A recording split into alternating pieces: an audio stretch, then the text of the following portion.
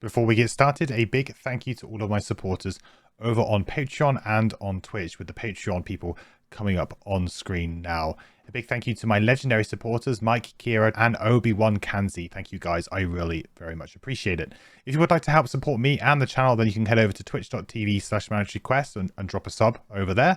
Or you can go over to patreon.com/mandatoryquest and become a Patreon member for some early access to some videos and some behind the scenes stuff. Well, today though, we need to get into this scenario. So we are taking on buried ducks. Buried ducks? Buried ducks. Buried ducks. Which is ducts. Why can't I say that word? Why does it sound like I'm saying duck? Ducts. Ducks.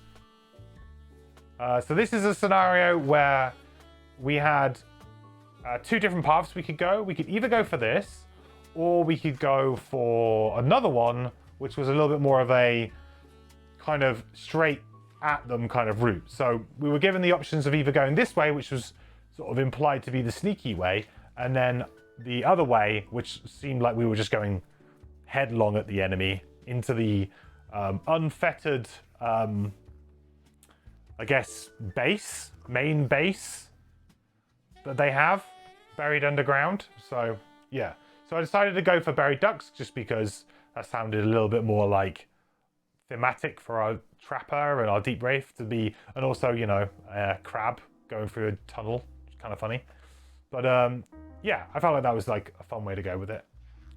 So what we need to do is we need to do a event. We need to do a summer road event.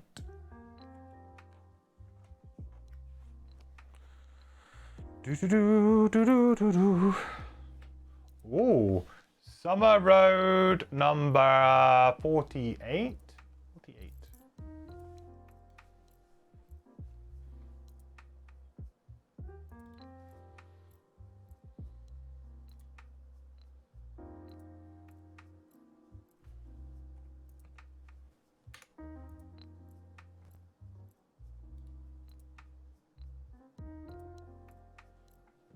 Okay.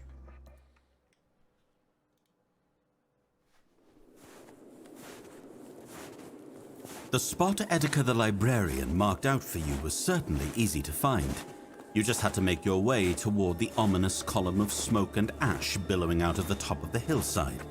The hike up was treacherous, and the snow underfoot frequently crumbled away to dark pits you'd prefer not to explore. Cresting the lip of the caldera reveals a single pillar with a stone dome on top. A pool of lava swirls around the pillar and gives off a brazen heat.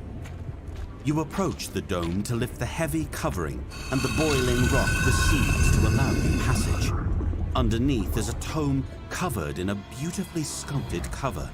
The piece looks like a work of art. Images of the elements are carved into the rough Kivak leather as a ring of familiar circles and ornate citrine studs bind it together. It is warm and inviting, and impossibly light. It is breathtaking. This is the Tome of the Elements. Oh! Option A, open the tome to learn its secrets. Option B, bring the book back to Edeka for her informed review. Okay, option A or option B. Did we get this one straight away? Was this one that I shuffled in during our last phase? I think it might be our last outpost phase. We might have just shuffled this straight in. The poll is up, chat, if you would like to vote. Vote carefully. Option A is to open the tome to learn its secrets. Option B is to bring the book back to Edeka for her informed review. Open the book? Don't open the book? I think I know probably what you guys are going to say to do. I mean, I guess bad things could happen. If we open a book, we don't know what we're handling. Could be a dangerous book. Could also be a lovely book. So nice and friendly. And knowledgeable.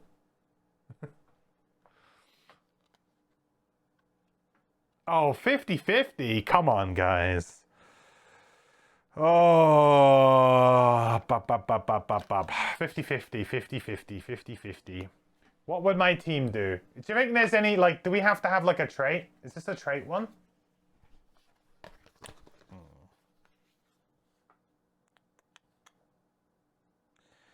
Well, I don't think either of our two characters are particularly good.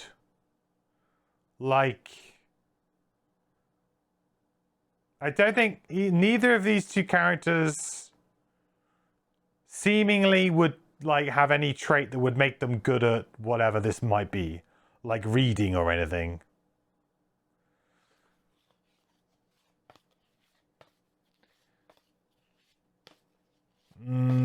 This is tough. I kind of want to read the book, but also it could just be very dangerous.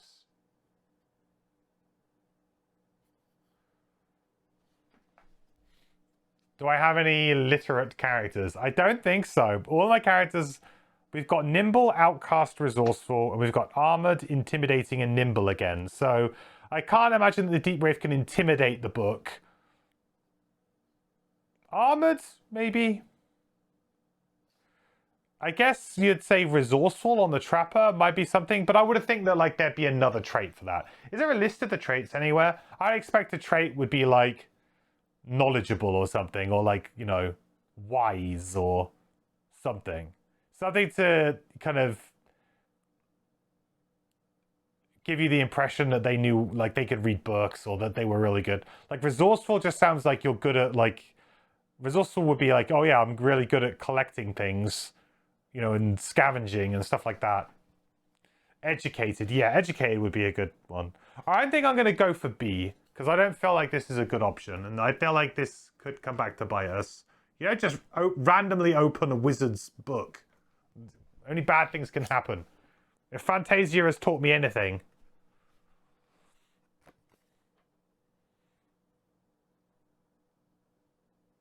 Okay. Yes, bad things would have happened to us. Wow, really bad things would have happened to us. Okay. Pretty good call to not do that. I can't believe that you guys wanted to do it. Okay, but we'll go with option B.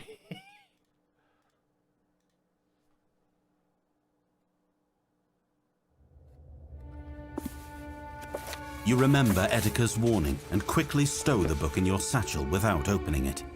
She'll be in a better position to unlock the power within. Okay, we need to add 44.4 to the calendar in 1 week. Ooh, that'll be when we get back. Nice, so we'll do that straight away. 44.4.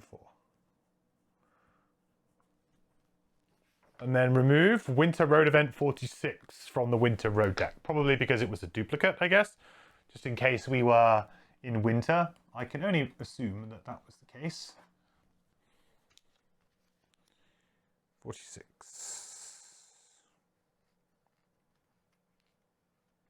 Yeah.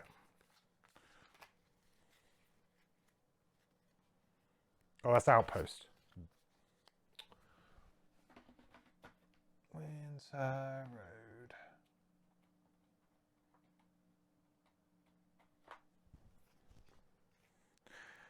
I think there might be a couple like that that are actually kind of duplicated out from when you are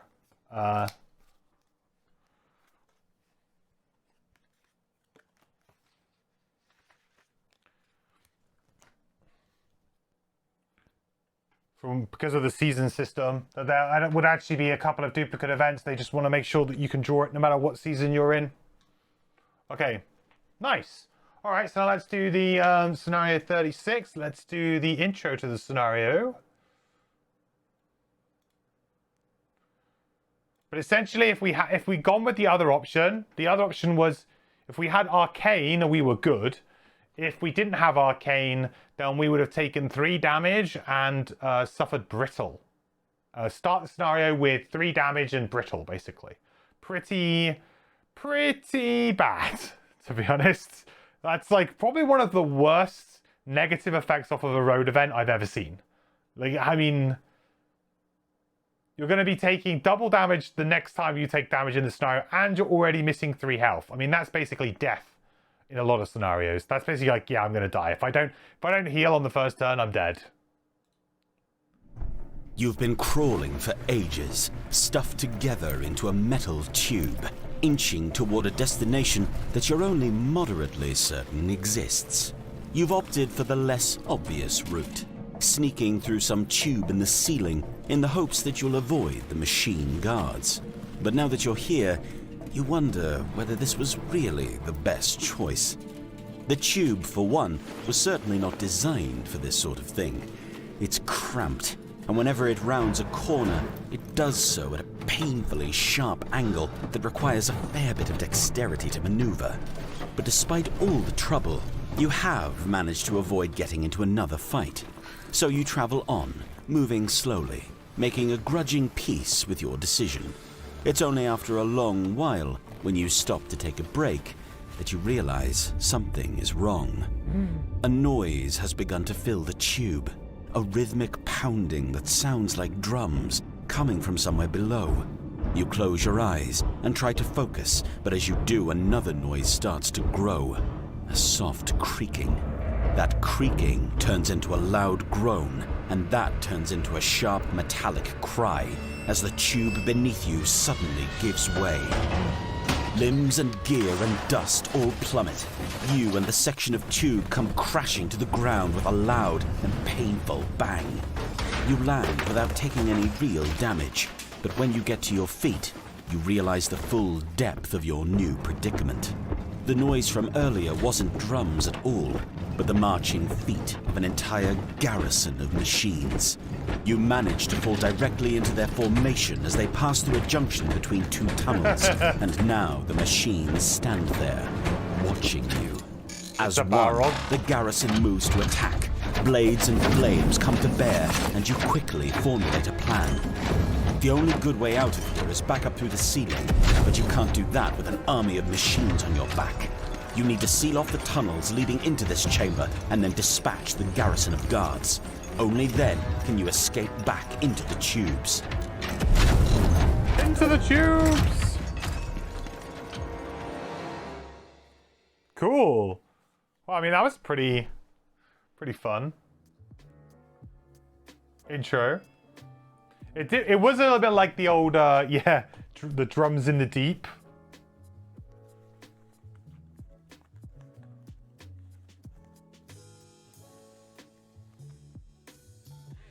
I think that's the card, right? 1, 2, 3, 4, 5, 6, 7, 8, 9. Perfect. Just resetting my hand from the solo scenarios a little bit. Okay. Good stuff. Alright, so I guess we do battle goals, huh? Well, we've got to do scenario goals too. So the scenario is complete when all 4 doors have been destroyed and all monsters are dead. At the end of that round, read 118.1. Special rules. Each door, a 2D, has character -1 times 2, level +3, blah, blah, blah, blah, 3 health. Rounded down. They are enemies to you and allies to all monsters. At the start of each listed round, spawn the monsters indicated in the chart below based on the character count. Add a door in the order A in the second round, B in the 3rd round, C in the 4th round, D in the 5th round, and then repeat the cycle with A in the 6th round. Whenever any destroyed door would spawn monsters, no monsters spawn that round. Oh, okay. This reminds me of damn, there was another scenario like this in Gloomhaven. I can't remember what it was called, but it reminds me a lot of that, where essentially if you're clever, you should really destroy things in the right order. In fact, I think there was a Frosthaven scenario that had exactly the same premise that we failed. It was the one with it was a side scenario with the electric, it had electricity, and you had to kind of destroy the pylons or something. It's similar kind of idea. You probably want to go for the one that you can kill maybe not like super quickly, but maybe like you kill it for like the last round or something. It's probably like quite hard to go after the first one, for example, but maybe like it's easier to go for the other ones. But they don't have much health, so... So presumably...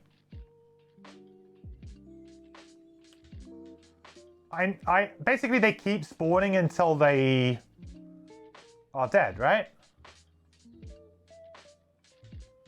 Yeah. Okay, so this is how it works for us. So 2 characters on rounds 2, 5, and 8.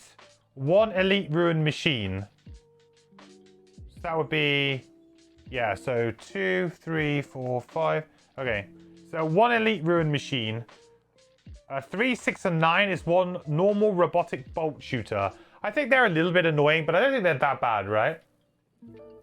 You can destroy the ruins in what, 2 rounds? Yeah, I mean, the longer that you leave it, the worse it gets. I think like this one's maybe the worst, which is 1 normal blade spinner. That's on 4, 7, and 10. So ideally, so what do you got? 2, 3, 4.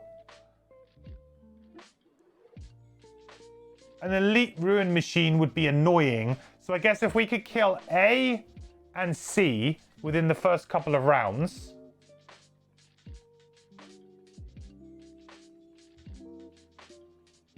That would be pretty good.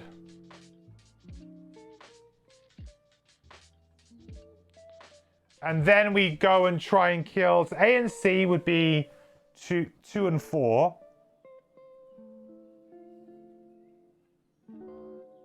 Which means we remove an elite ruin machine and a normal flaming blade spinner.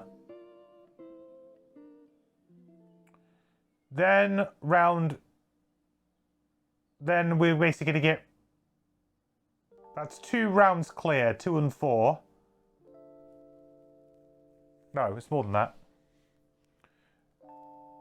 Yeah, I think A and C are the best ones to go for. 2, 3, 4, 5, 6, 7, 8. Oh yeah, for sure. Oh yeah, definitely. A and C, because A and C will spawn multiple elite ruin machines and multiple flaming blade spinners. So then it just leaves robotic bolt shooters, which are, I think from memory, not too challenging. I mean, they've got 6 health here, you can see it, right? Should be okay. But they are ranged, so they don't move, so traps and things are a little bit, you know, they're less good against them. Hey, Totox.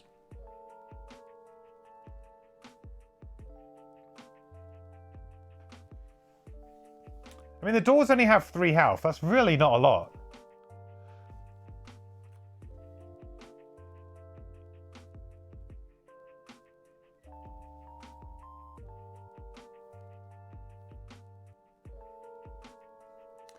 What do we got? 5 and 3.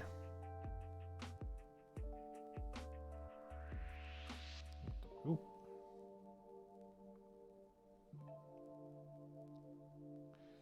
Yeah, I think so. I think that's probably the way.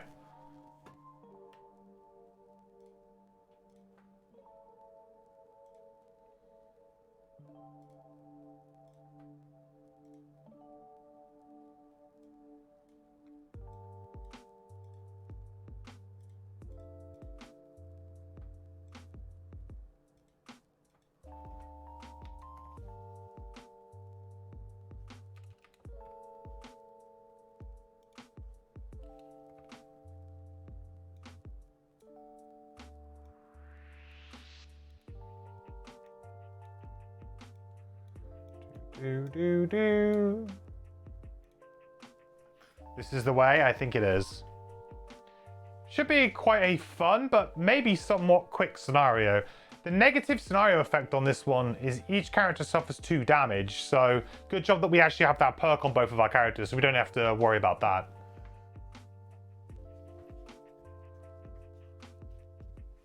Yeah, it could be quite a quick scenario, depending on how quickly you can lock stuff down. I think one of the problems maybe that we might have is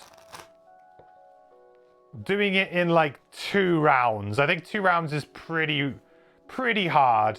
Because the Trapper kind of needs a round to make damage and then gets to do things. Unless I just run up and literally just like default attack with advantage and hope I draw a +1. I suppose that's always an option. Just feels a little bit... Is it at the beginning of the round as well? At the start of each listed round. So in that case, then probably should be the Deep Wraith going for A and the Trapper going for C, because we need to immediately kill A, because it'll be the start of the next round. One time or continuously the 2 damage? Just one time. Just we start with 2 damage. So imagine if we had that, if we had gone the wrong way with that road event. We would take 3 damage from the road event. If we didn't have ignore negative scenario effects, an additional 2 damage here, and we would have started with brittle. Seems good. The rubble difficult terrain? Yes. Rubble is difficult terrain. This stuff is obstacles. So the kind of dirt terrain is difficult terrain. This stuff is obstacles.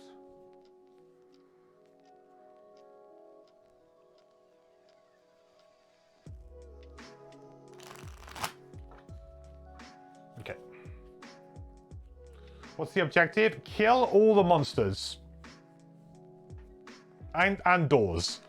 So once we kill all the doors, no more monsters can spawn, so then I guess we just kill all the rest of the monsters. So it's a fairly like simple, straightforward scenario.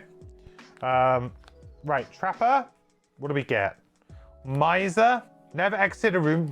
Exit a room with loot tokens in it. That's the easiest 2 ticks you're ever gonna see. We're literally never leaving this room. It is a single room scenario. Thank you very much. If we win, I'll take my 2 check marks.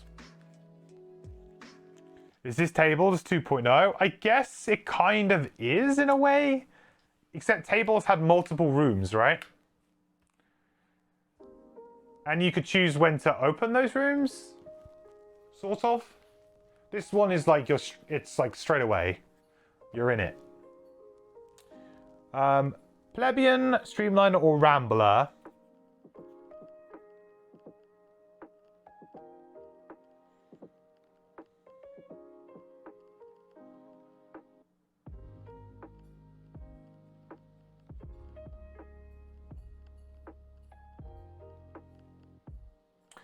Never kill an elite enemy, named enemy, or boss is also very easy, because if we can destroy this in this round, then no elite enemies ever spawn. So they'll never have to deal with an elite enemy. Wow.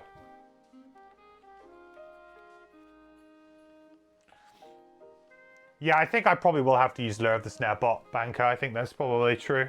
That seems like a good way of just kind of almost killing 2 in 1. Just need to make sure that I get my trap positionings right. The problem is that all of my traps are like range 2, right? So like there's nowhere on the board that is within range 2 of both. But I guess Lure of the Snare is with the range 3, right? That's the bit I always forget. I forgot it last time too. You can trigger it and it goes like range 2, is it? Or range 3? Range 3. So actually, you could put like a trap here, I guess. So I could go over here and put like a trap here and there, and then trigger this one, and basically kill 2 in 1. That actually would be pretty sick. Maybe I can do that this round. I'll have to take some hits though. I guess that's kind of a bit unfortunate.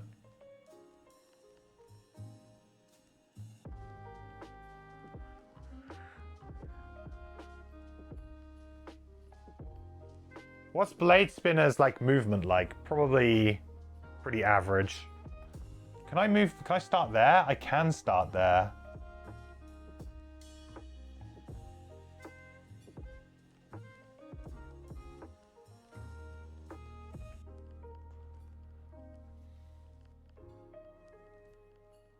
That could be an option.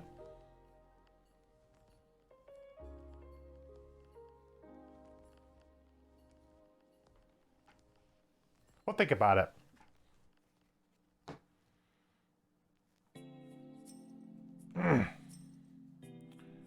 you're playing Astral and you can really recommend it as long as you have element overlap. I think we will have overlap element with Meteor, won't we? I think so. Challenge now.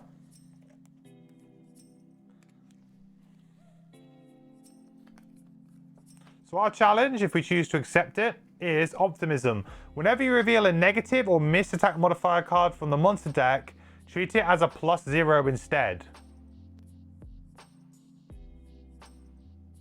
I mean, that's fine, right? That's actually like... I mean, you might never draw the miss in a scenario anyway. Who knows? Monsters might not draw enough cards. They might draw their ×2, and like it may never even happen. That's an easy yes from me. That's an easy yes to that challenge, I think.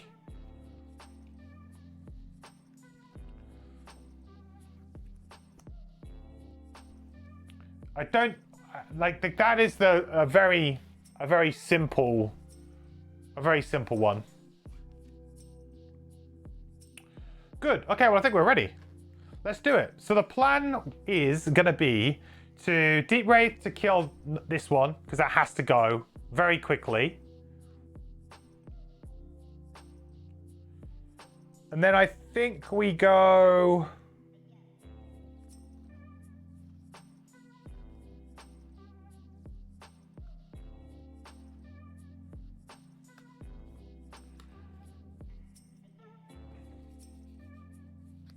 Then I think we probably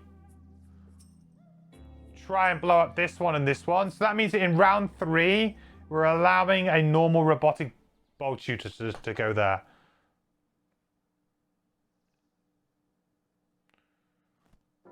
We get 1 extra spawn, but it kind of works out, I think. All right, I like this.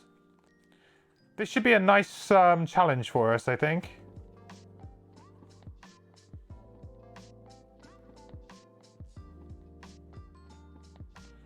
Claw of Doom is going to come out right away, but not for the reason that it thinks it's going to come out.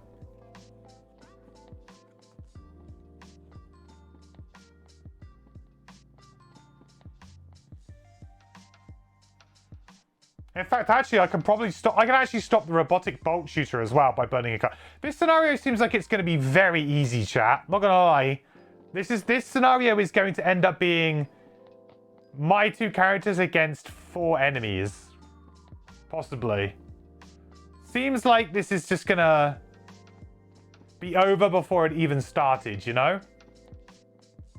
We'll see. There's no nasty section link. It doesn't look like it. Nothing happens. Like, there's no other reading from the section book apart from 118.1, which is when you finish. I have to wonder if maybe going the other way was really hard or something. And maybe this is like you can go the kind of easier route or the harder route, depending on what you wanted to do. But we'll see. I mean, I can see this being more difficult for certain mercenaries, but the enemies only have 3, the doors only have 3 health. Is my scenario, like, is it calculating correctly? It just feels like 3 health is like nothing. It's like literally a default attack. Yeah, I'm just playing on regular solo. Like, I'm not playing on plus level, I suppose. What would happen if I went up to, like, 1?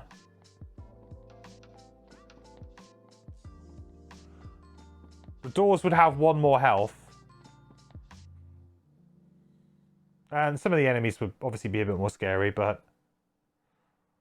I mean, I'm not going to do that.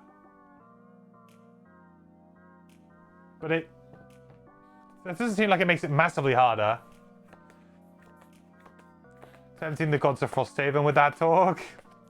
Maybe.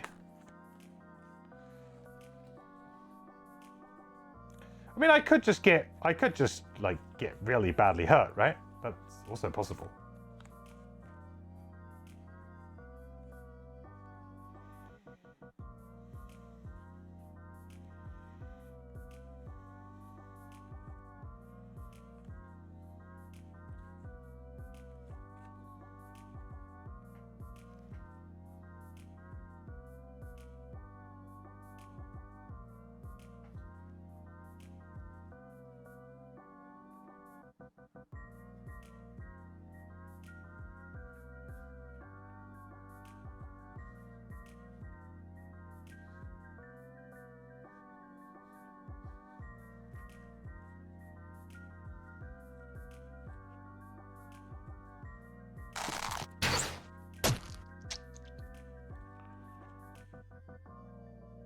I feel like I'm going to end up taking some damage here, but I don't think I care.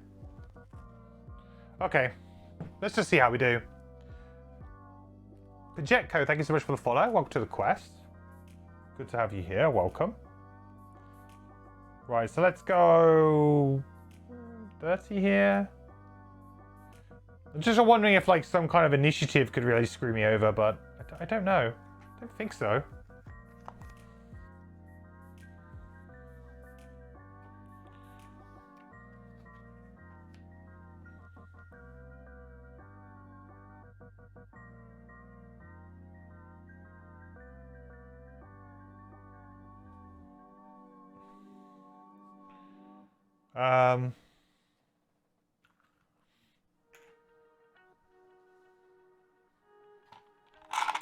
Move 3. Oh, hang on, where was I? Hang on a minute, I need to start in the right place. 1, 2, 3. Can't move through that.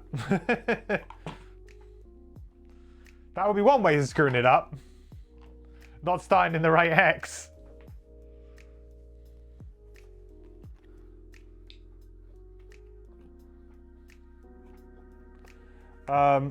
Create 2, 3 damage traps at range 2.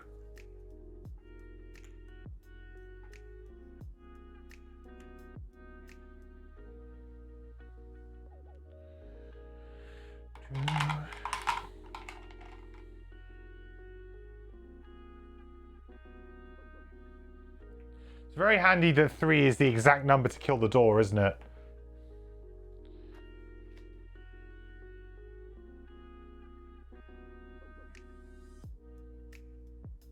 Alright, Trapper is done. So deep breath time. So I don't have to be a big teleport here, unfortunately. Boop. Then we're going to use Morbid Camouflage. And honestly, I'm just going to use like what I have available to me.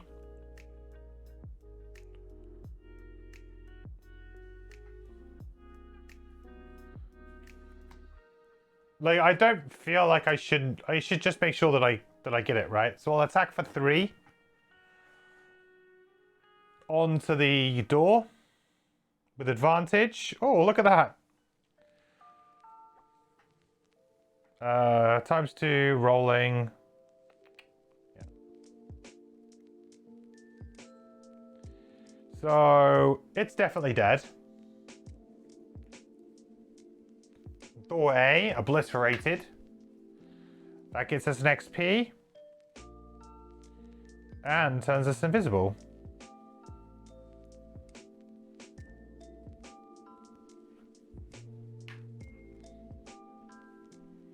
What is the challenge? The challenge is whenever we reveal a negative or miss attack modifier from the monster deck. Actually, I didn't read that properly. That's actually worse than I thought. Whenever you reveal a negative or miss attack modifier card from the monster attack modifier deck, treat it as a +0 instead.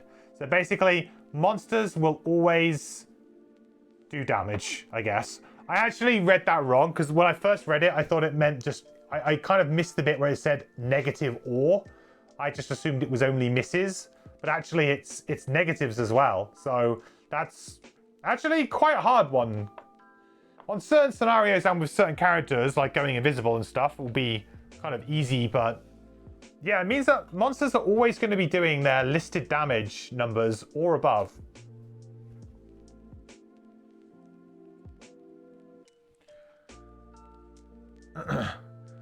Is that how rolling works with advantage? You thought you ignore rolling on the second one overdrawn? Possibly. I think that's the first time I've actually had to use the new rules.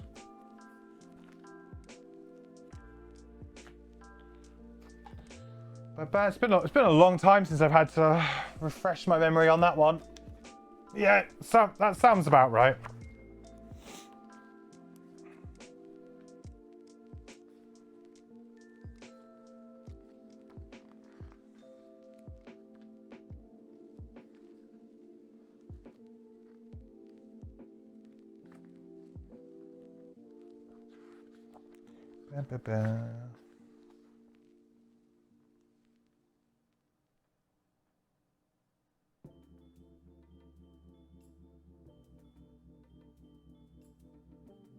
Yeah, still ignored. Yeah.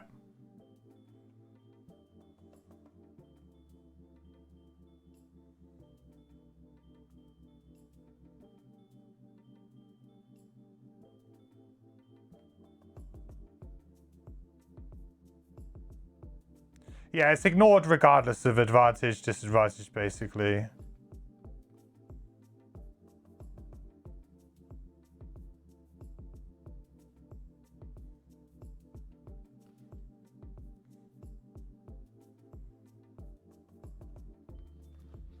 Yeah.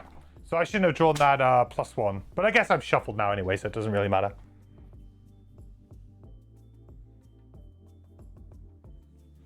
Okay. So Flame Bladesman is going to move 5.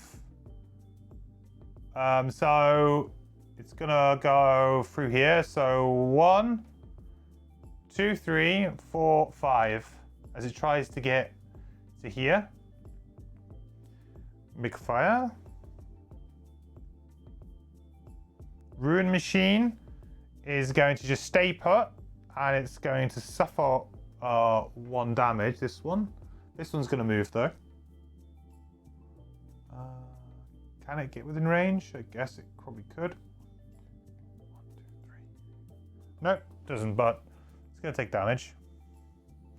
And then I am going to be muddled on my trapper. Muddle's actually, I mean, I guess that is kind of annoying because I am going to have to do an attack next turn, so it could throw a bit of a spanner in the works. It's possible.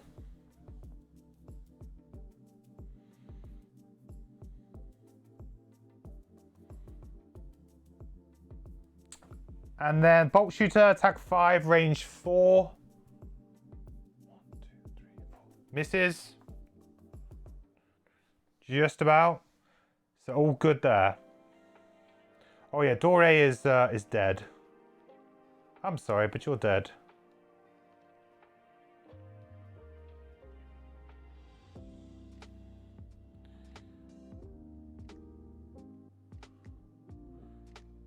Okay, good first round.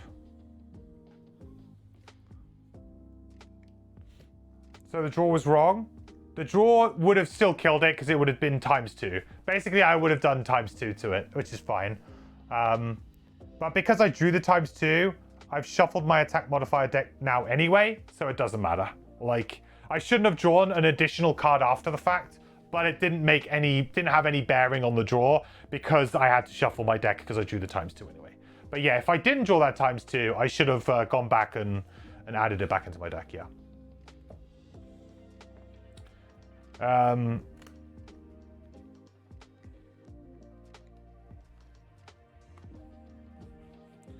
Rules is written, does destroying an objective count as killing an enemy? Technically, I don't think it does, actually, now you've raised it. I think objectives don't count, do they, for killing enemy effects, generally speaking?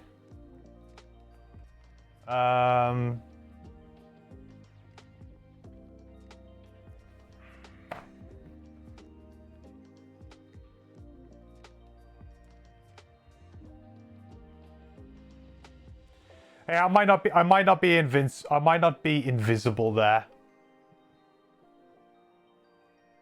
Doesn't it usually say enemies to you and allies to all monsters? It does. Which it does say that, but I don't think that's necessarily what the ruling is on objectives. Although, yes, at like first glimpse, it seems like it should work. I actually think there might be more to it than that. Because 14, 15. I do actually have a feeling that there might be something with that. Objectives can be targeted by attacks and suffer damage, but immune to all conditions of forced movement. Objectives are considered initiative 99 for the purpose of focusing, as otherwise stated by a special scenario. Any damage an objective suffers is marked by placing damage tokens directly on it. When the total damage suffered by an objective is equal to or greater than its maximum hit point value, the objective is destroyed, and the objective tile is removed from the map. Objectives are considered figures, and the hexes they are in are considered occupied. Objectives are not considered obstacles. But we had a deal with that, didn't we? With I can't remember what scenario it was, but there was a scenario where we had this same problem.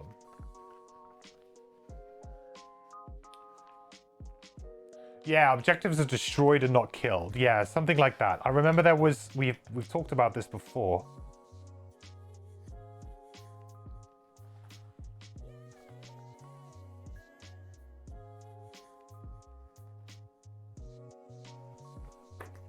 Yeah, so basically it's down to the verbiage of the word destroyed versus killed.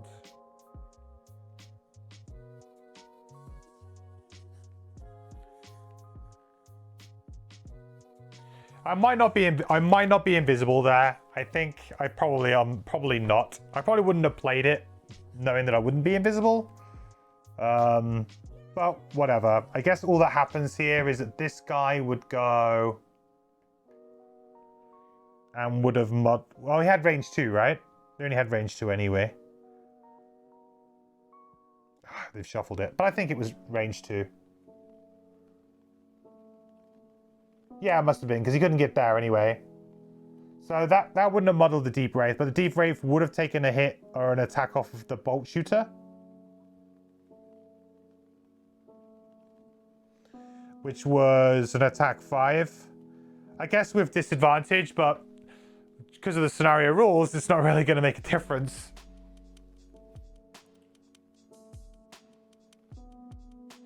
The rulebook does specifically say they are enemies to you. Also, yeah, it's not to do with the enemy part. The enemy part's not in question. The question is destroyed versus killed. Like, for example, the Morbid Camouflage says if his attack kills an enemy, gain invisibility, but the objective is to destroy them. The annoying thing is that if, in the rulebook there is no there's no appendix for kill or destroy and what either of those two words mean. I have a feeling that it's not like destroy. This 33, it says tile, but I don't know. Yeah, the only use of the word destroy is to do with manipulating tiles, destroying like objectives and things like that. Well, not objectives, sorry, obstacles. So destroy allows the figure to remove an overlay tile sort of thing. So there's no specific like, oh yeah, it does this, but for example, there have been other occasions when stuff should have triggered and it didn't because of this.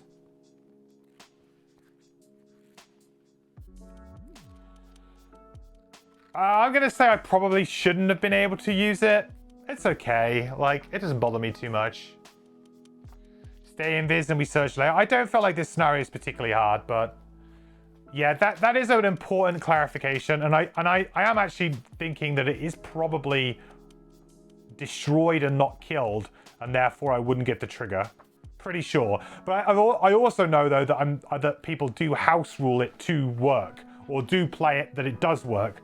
Because we've had this conversation before with the Deep Wraith being a character that can struggle in certain scenarios because you've got to go and destroy a load of objectives and none of their triggers. They get no trophies, nothing happens because they can't interact with the scenario, which, might just be, hey, tough. It's a hard scenario for you, But I can also see why some people would be like, no, that seems dumb. I should get the credit.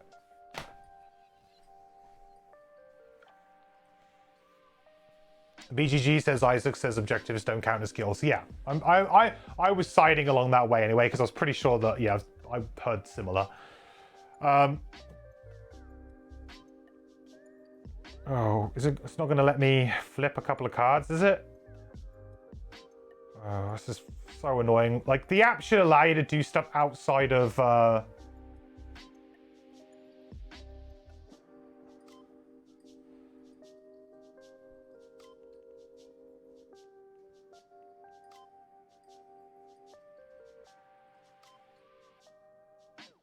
outside of a round.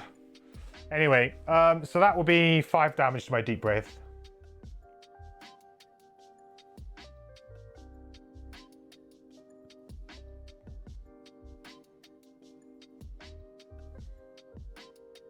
That's all that really changed anyway. Sorry for the derailment. It's always a good thing to raise, because like that is a really good, that's a really good point that should be in the rule book. Like it should just be there. You know, the definition of kill and destroy. It would, you know, considering that there are classes that really hang off of that clause, the rule book really should have in it a section that says when an objective dies, it is destroyed. It is not killed for any card effects that mention the word kill, and vice versa should say kill. The definition of a kill is XYZ, right? When you kill an enemy using the, you know, when you kill a normal, elite, boss, whatever, with an attack ability or whatever, that is you killing it, right? There is a section on kill credit, to be fair. I don't know, actually. Actually, I'll have a look and see if this says anything in kill credit. Because kill credit might say something. There's a chance. Because it might say, killing an objective does not give you kill credit. Kill credit. Certain battle goals, personal quests, and abilities require characters to track their kills. Summons pass credit for their kills to their summoner. If a monster dies from damage caused by an attack, retaliate bonus, or suffer damage ability, the figure who caused the damage gets credit for the kill.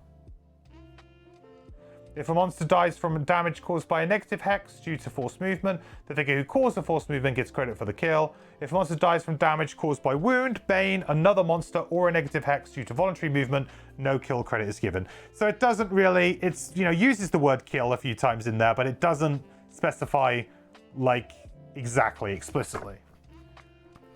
And yeah, considering that there is a character that uses this mechanic, it should probably be clarified more.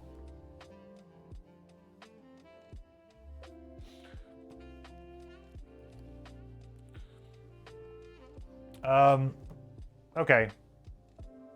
So on this round, we know exactly what we need to do. We're going to do Lure of the Snare bottom here to spring this trap, blow up that one. And then we need to also blow this one up.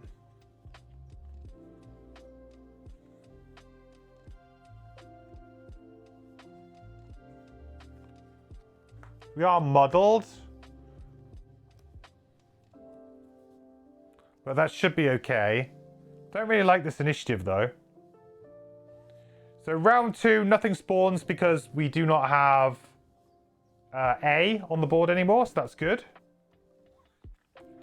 Yeah, I'm absolutely going to use the move 6 to just go over there. Absolutely, banker. It just makes complete sense. No reason not to.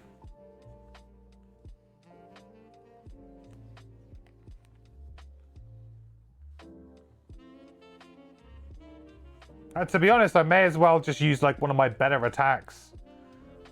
Just to make sure. Or I could play Skewer the Flesh, I suppose, and take 2 stabs at it.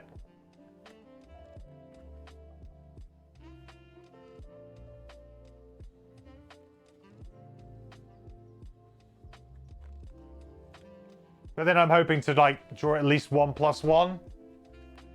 Yeah, kind of a bit of a weird one. Yeah, I might just use Crushing Darkness. Let's just get it over and done with.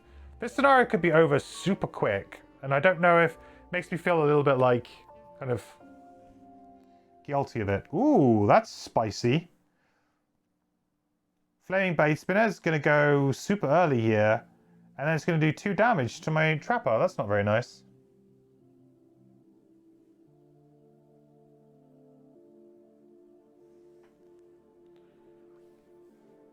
Okay, so deep breath time. Oh, actually, I suppose I could because I forgot this does 2 damage, right? Oh, I definitely do it this way then. All right, so we're going to teleport 6. 1, 2, 3, 4, 5, 6. And we will do 2 damage to door B. Create Dark and get ourselves an XP. Oh, I should lose an XP, shouldn't I? Because I didn't go invisible. So I guess we'll just stay where we are with 1 XP then. Right, that is burned. That is gone.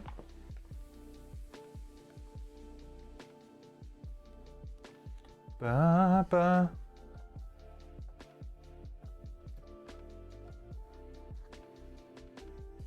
Door is an object. Objects are destroyed. Object is not something that exists in the game. Objective is a term that exists in the game. Object is not a term that exists in the game. Like, it's not a shorthand. Like, it's an objective. And objectives are destroyed, yes. Object is not a term.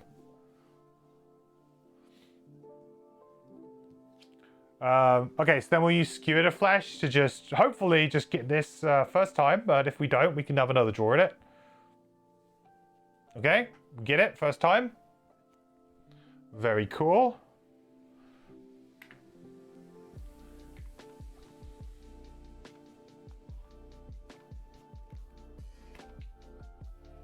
So that's nicely done. That's the trapper time.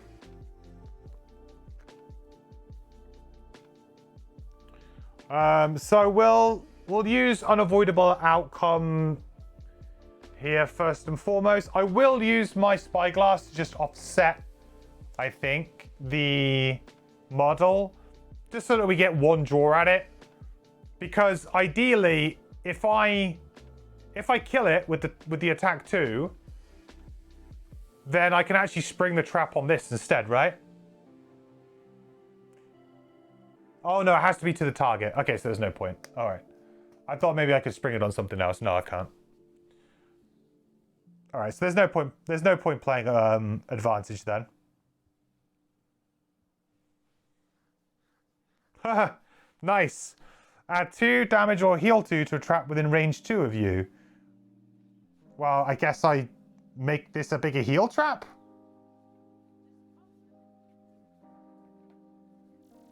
I mean, sure.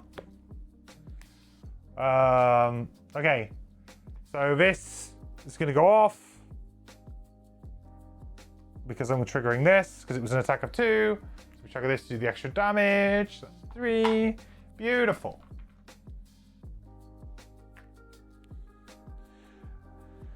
Then we're going to do bottom of lure of the snare. So designate a hex containing a trap within range 3. Oh.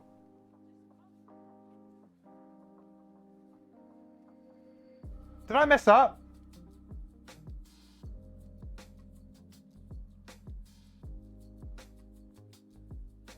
Why do I this card has really thrown me again.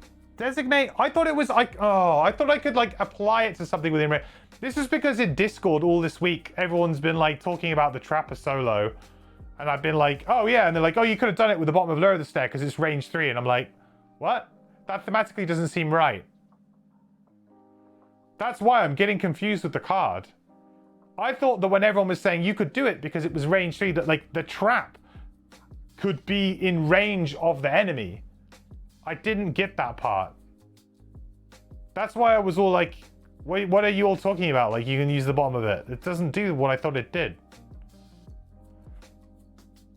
So the trap can be within range 3 of me, but the enemy needs to be adjacent to it, so I can't do it.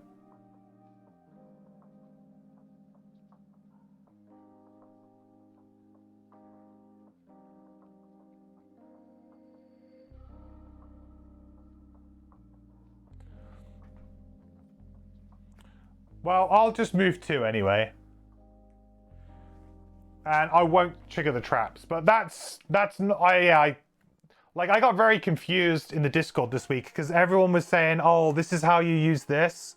Like, oh yeah, you could have done it if you used Lure the Snare. And then they said like, oh, it's range 3. I was like, what? And then I thought that what they meant was that the springing part, like the enemy could be within range 3 of the trap, which is why to me, I was like, that doesn't make any sense. Like thematically, I don't understand how that works, or like, that doesn't feel right to me. It's like a very easy card to play.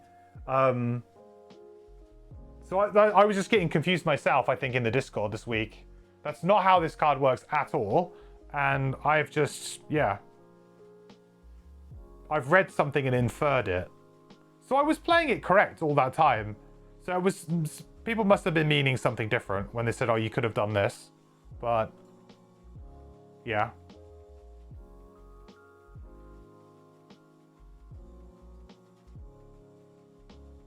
So no matter what I did there, I couldn't get... So I couldn't do both of them. So my initial strategy was just rubbish from the start. Because I could never have done... I could never have done both of them.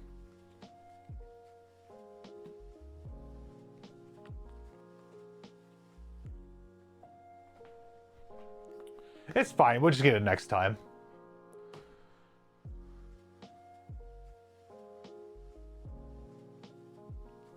Oh, these guys are kind of nasty, huh? Actually, maybe I need to kill this guy fast. Because now that they're only drawing, like, hits, he's going to hit everybody every time. He's going to hit us both.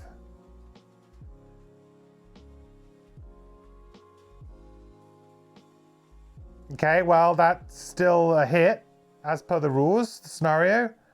And then I guess disadvantage on the... So again, that's a hit. So it's always going to be like 3 damage. Yikes.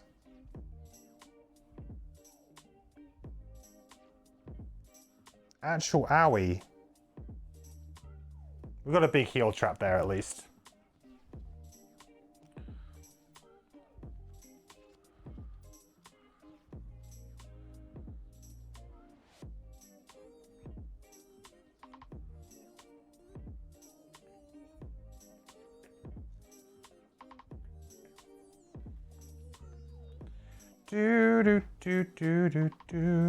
That was actually a pretty rough round.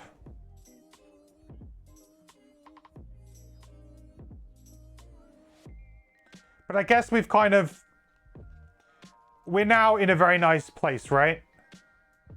So this is round 3. So A, B, C. So this doesn't even go this round. I should probably kill it just for ease, but...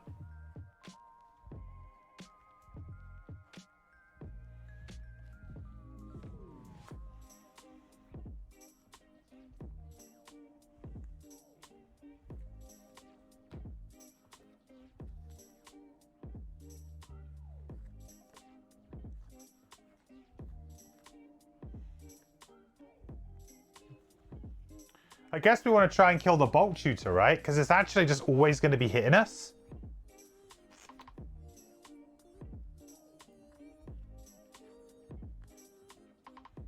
It's kind of hard, though. Very hard.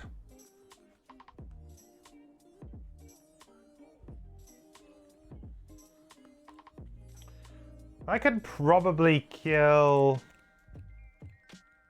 I can probably kill the one of these ruin machines this turn. But I need some heal. I need to play my heal, I think. Yeah.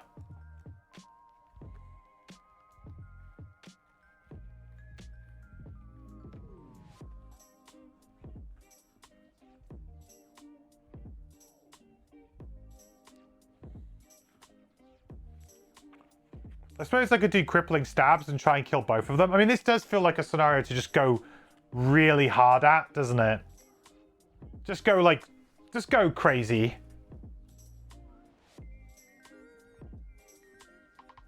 Let's just burn as many cards as possible, shall we?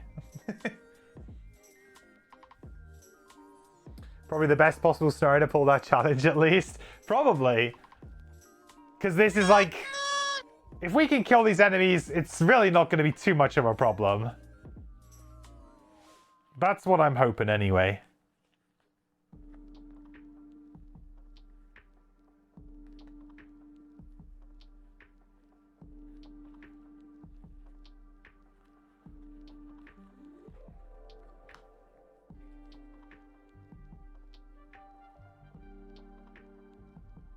Ba-da-da-da-da-da. Right, let's go for it. Let's go. Mac Wage, thank you so much for the follow. Welcome to the quest. Hope you're doing well. Welcome in. All right, here we go, chat. Good round. Good round. So we will teleport. We'll use one of our trophies. 1, 2, 3 to give ourselves a nice heal. 3.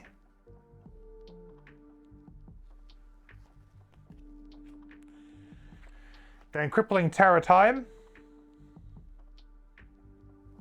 So we're going to attack for 4. I should probably poison something while I'm at it here. I'll poison the blade spinner. That makes sense, right? He's not immune, right? He's immune to wound. Okay.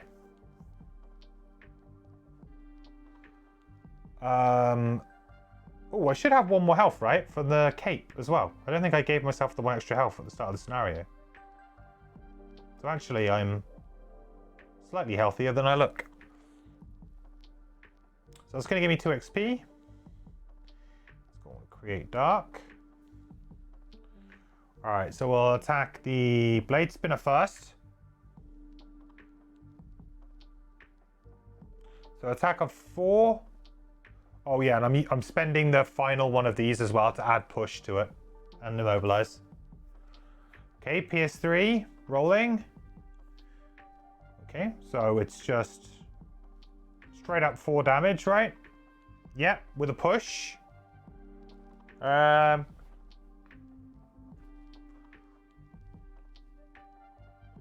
is it? Push 2? I can't really push him that far.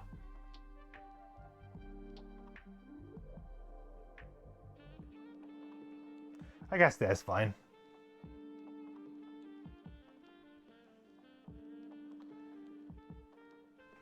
Oh, 5 actually, because of the poison. And we avoid the immobilize, which is nice. Then on to the ruin machine.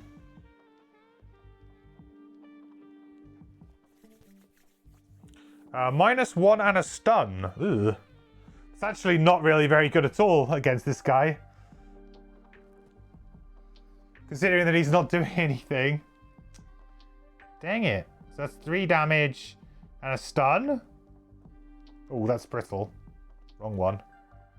Stun. I guess we'll push him.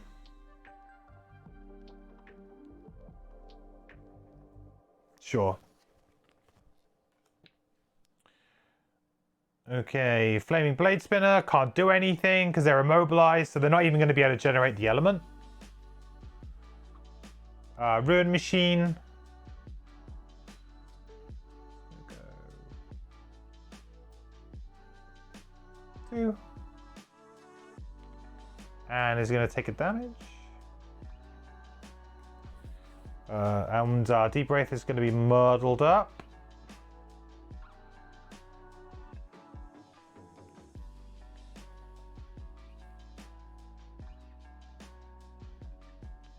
Oh, shoot. The bolt shooter is doing a horrible attack as well. Actually horrible. Well, I mean, we're just going to have to take it, I guess. So we're going to use Dismantle. We're going to dismantle this trap. To do an attack 3 on D. I guess I'll use my Spyglass to just make sure I don't miss, because that would be the worst here. Okay. Wow, good shuffling. Yep, so that's dead. So not a single monster spawn. This scenario just seems like kind of a bit like weird. Could I choose not to apply the stun there?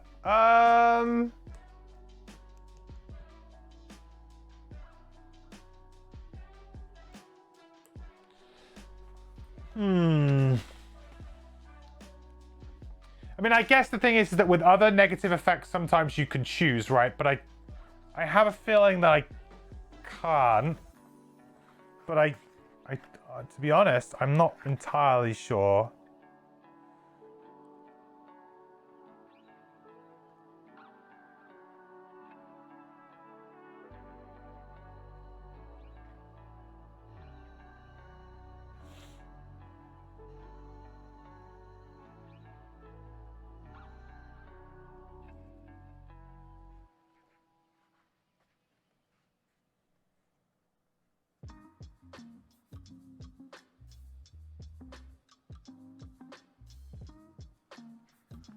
Because you can obviously decline push and pull, but it's not considered to be... Push and pull are not negative conditions.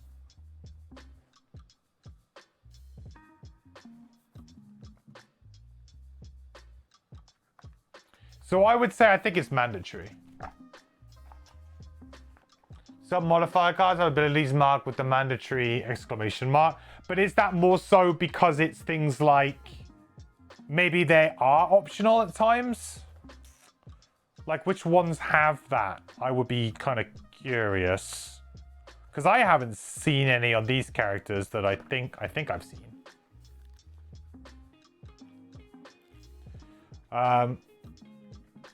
So I'll move 6 now anyway. Move 6, heal 6. The Geminate has a 2 times brittle self, right? Because you wouldn't want, like, obviously there's a condition there, right? You can't be like, no, I don't want to do it. I don't feel like that's to maybe imply that it's... That's to keep it more in line with other ability cards, right? Like with that, right? It's to keep it in line with that. I think that if the rolling modifier, if the modifier has it on it, I think it's kind of implied that it's mandatory. The only abilities that I know that you can kind of decline are push and pull, and that's always really been the case. Negative conditions and when they are applied, I don't think is something that you can decline, I think. You're allowed, it's an added effect. You're allowed to ignore added effects for modifiers.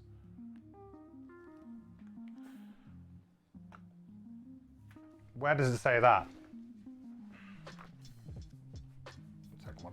Wow, we're really just doing a big old rules session today, huh? Added effect 22.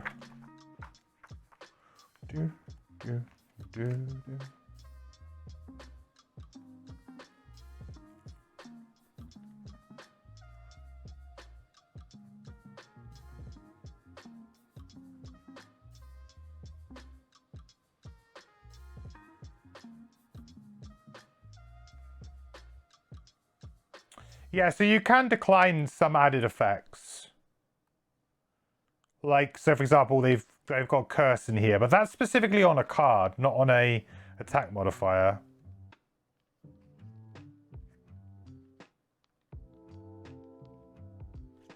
Let's have a look and see.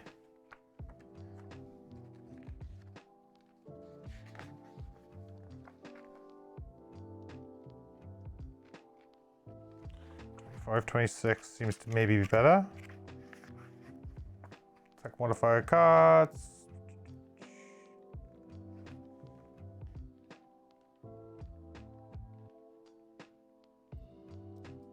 Okay, yes. So yes. So it's clarified here. Added effects. Some modifiers have elemental infusions, conditions, or other added effects. When activated, these added effects function exactly as if written on the attack ability. So in that case, I guess they can be declined. I mean, although I feel like it's probably written in a lot more of a... You go to page 28. I imagine it's probably written somewhere else in much plainer speak.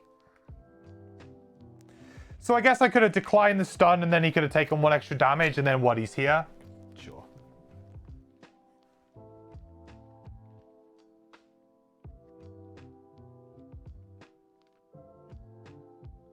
Why is he still showing stun?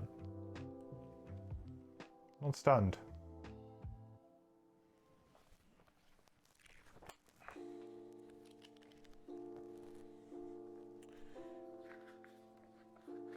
I guess the thing is that there's only a very few situations, very minimal situations, where you would choose to enact that rule. Like, for the most part, adding a negative condition to an attack is always going to be a good thing, right? There's very few situations where actually you would want to decline. There's one of them, but there's not many.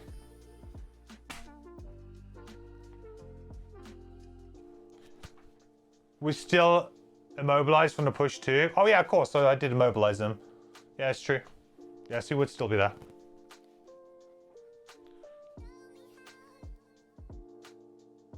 It's just weird. Why? No, because the immobilized fell off, right? Because he had his turn. Yeah, yes. There's no immobilized. He's no conditions on him whatsoever. Okay. Right, this is bad though. What's about to happen now is really bad. Really, really bad. So he's going to be attacking the Deep Wraith for 3 times. And the minimum amount of damage he will do is 6. Minimum. So first attack. 2. Next attack.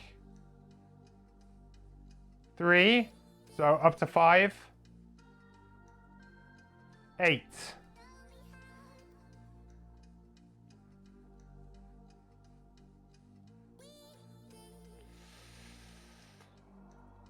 That is brutal. We need it, like, I remember like the start of the scenario, I was like, I don't think we care too much about the bolt shooters, right? The bolt shooters like the weak enemy in this scenario. Because of this, they are absolutely not the weakest. They are the strongest enemy in this scenario, purely because of this optimism challenge that we've got going on. It's like, ugh. That is horrible. Did I do the rest of my trapper turn? I don't think I did. My plan was just to move in here and heal for 6. And then put a blessed trap down.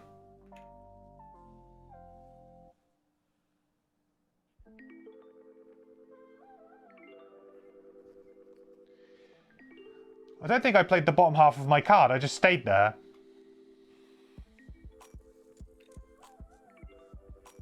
Trapper, trapper, trapper, trapper, trapper.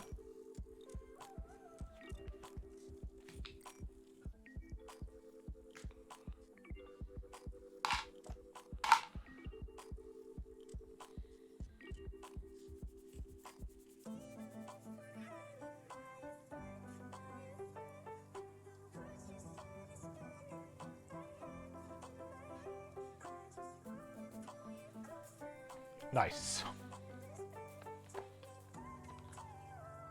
Yeah, bolt shooters are, I think, secretly the worst enemy in this scenario, actually. I say secretly. I guess there's nothing secret about it. They're really, really bad.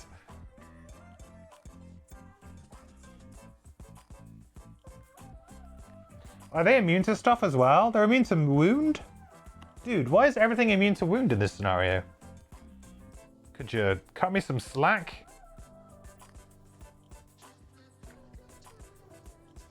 Is it time to short rest? Could be.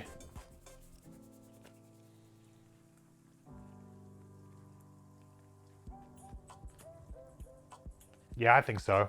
Short rest on the Deep Wraith. Why not? Bolter needs to die fast. Yeah, we now need to kill it. It's now gone from being like, yeah, we can ignore it, to being, this is the one enemy that will potentially end the entire scenario for us. It has rapidly changed. I think I might short rest on the Trapper as well. I need to get some damage traps out to just kind of start getting things going.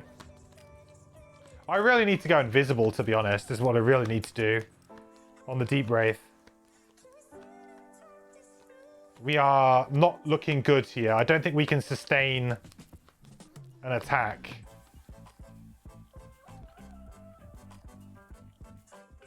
That's fine. Skewered. That was our invisible card, but I don't think there's much we can do about it.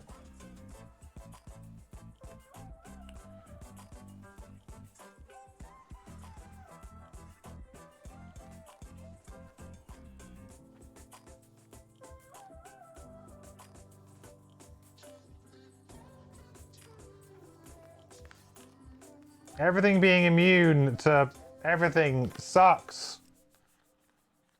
Okay, maybe I need to try a morbid camouflage and... Oh, but I can't. I can't morbid camouflage. Oh, I tell you what, I could do that, couldn't I? That works.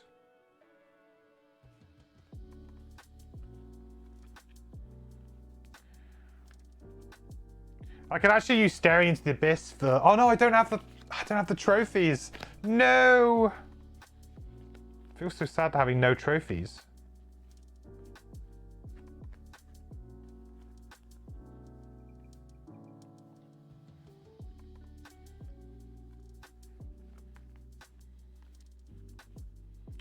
I feel like my only real option here is to try and kill a bolt shoot, try and kill a robot here to go invisible. But that's not good. I feel like I should just be burning a card and going crazy. How much health does this thing have? 6. 6 is easy, right? I mean, I can attack for 4.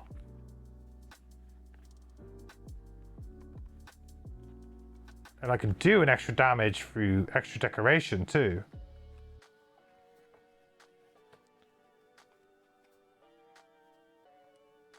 But I'm on 3 health. To be fair, the scenario said nothing about all scenarios, all characters being alive, right? Didn't say anything about that.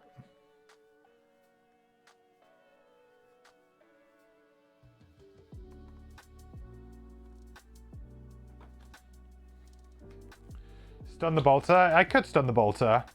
Or I could just try and kill the bolter. Feels like it's a very similar problem.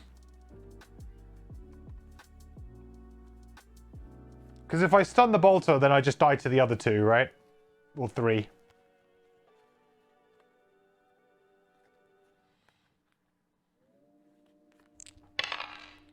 Hey, we'll just die. Oh, I suppose I could heal. No, I can't heal with lying weight. No, I have no heals. Loser palooza. Hello, everyone. Welcome, Raiders. Welcome in. Good to have you here. Welcome, welcome. I hope you had a great stream, loser. Hope you're doing well. We are playing Frosthaven, and this is scenario 36. Very Ducts. We had fun. Awesome. What did you guys play today? Wingspan. Nice. Love me some Wingspan. I still have the is it Asia expansion? No, the Oceania expansion. I still have that. I have not played it yet. I bought it a while ago, and for some reason, Wingspan has just been not getting to my table. I don't know why. Just other games kind of seem to come up, but I really want to crack it out and give it a go. But Wingspan, definitely one of my top games, really, from the last like 2 or 3 years. And my game group just loves it. Like it was a game that they constantly asked for. Like when we first started playing it, the first time we played it, it just like clicked. And I think we might have even played it back to back, which is very rare for my game group, because usually like play one game and then it's like, okay, let's move on to something else, like, and then might ask for it later. But it's very rare for us to like immediately want to play a game again. I guess one of the only games that's ever done that.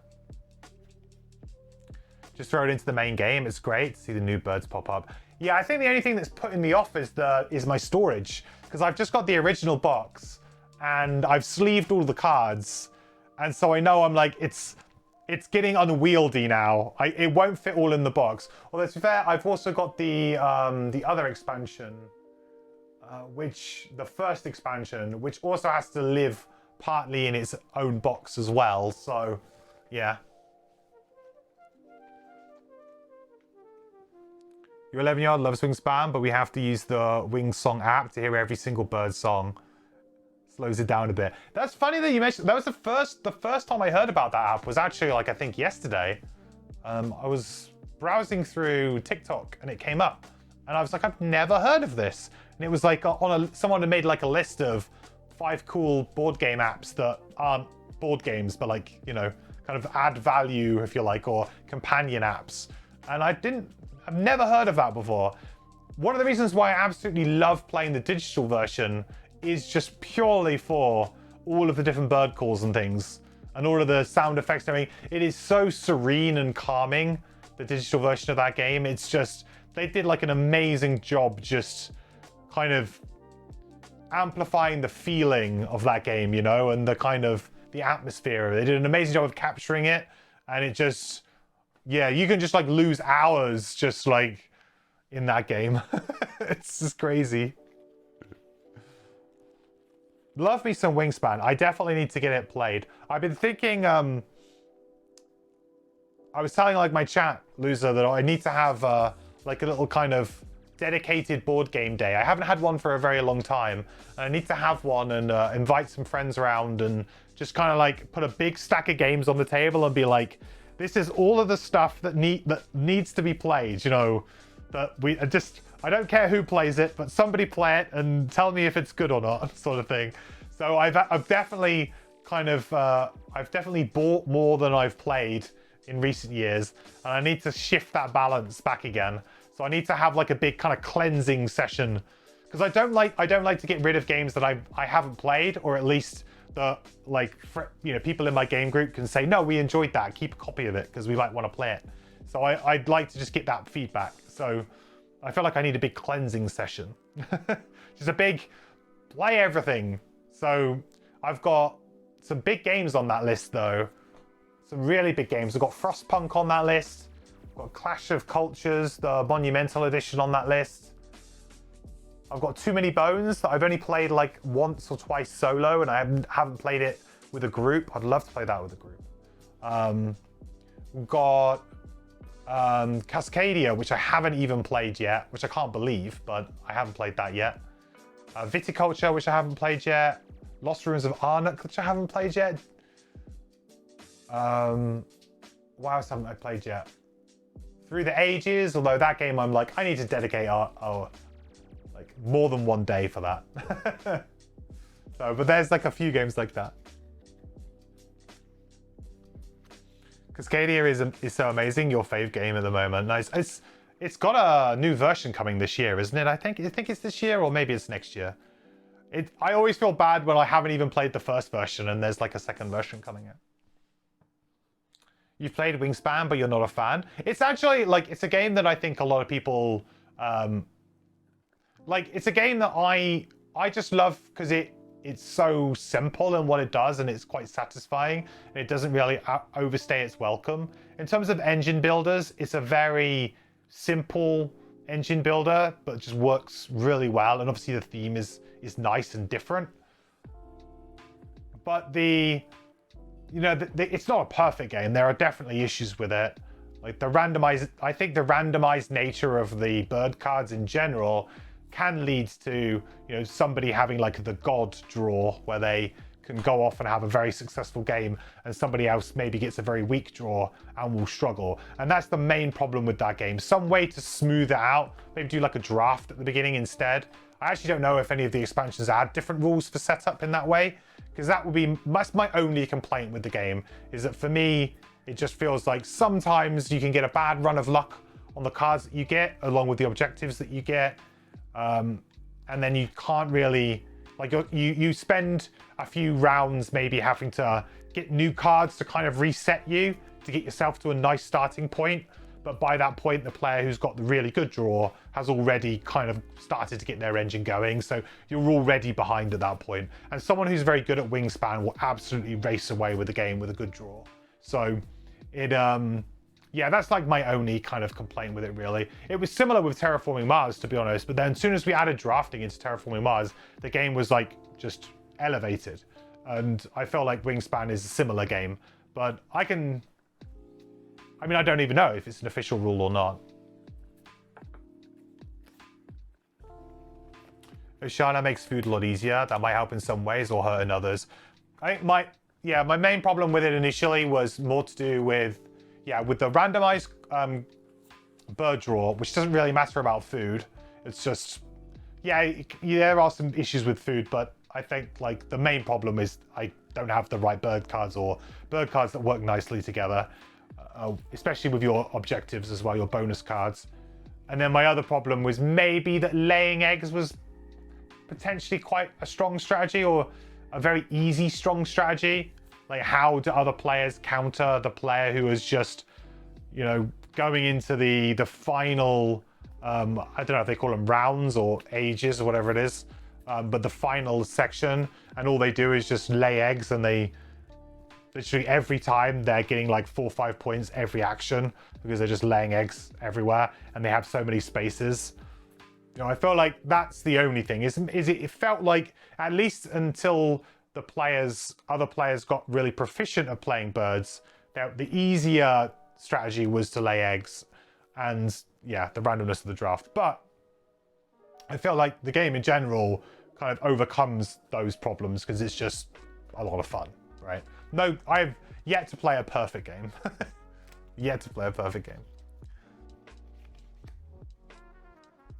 You got a new game, Disney Villainous. I think somebody, a couple of people in chat, I think we were talking about Disney Villainous not long ago. I've never played it. And it sounds like the kind of game that I probably wouldn't like. I'm generally not a fan of like take that style games or games that really have inbuilt player conflict, but they're not like overtly a conflict game. Like, it's hard to say, but I just don't like, for example, I'm not a huge fan of Root or other games that they require everybody to be on the top of their game, because the asymmetricalness of the game means that I might have a really good power, and my power or the way that I play might be able to counter somebody else a little bit.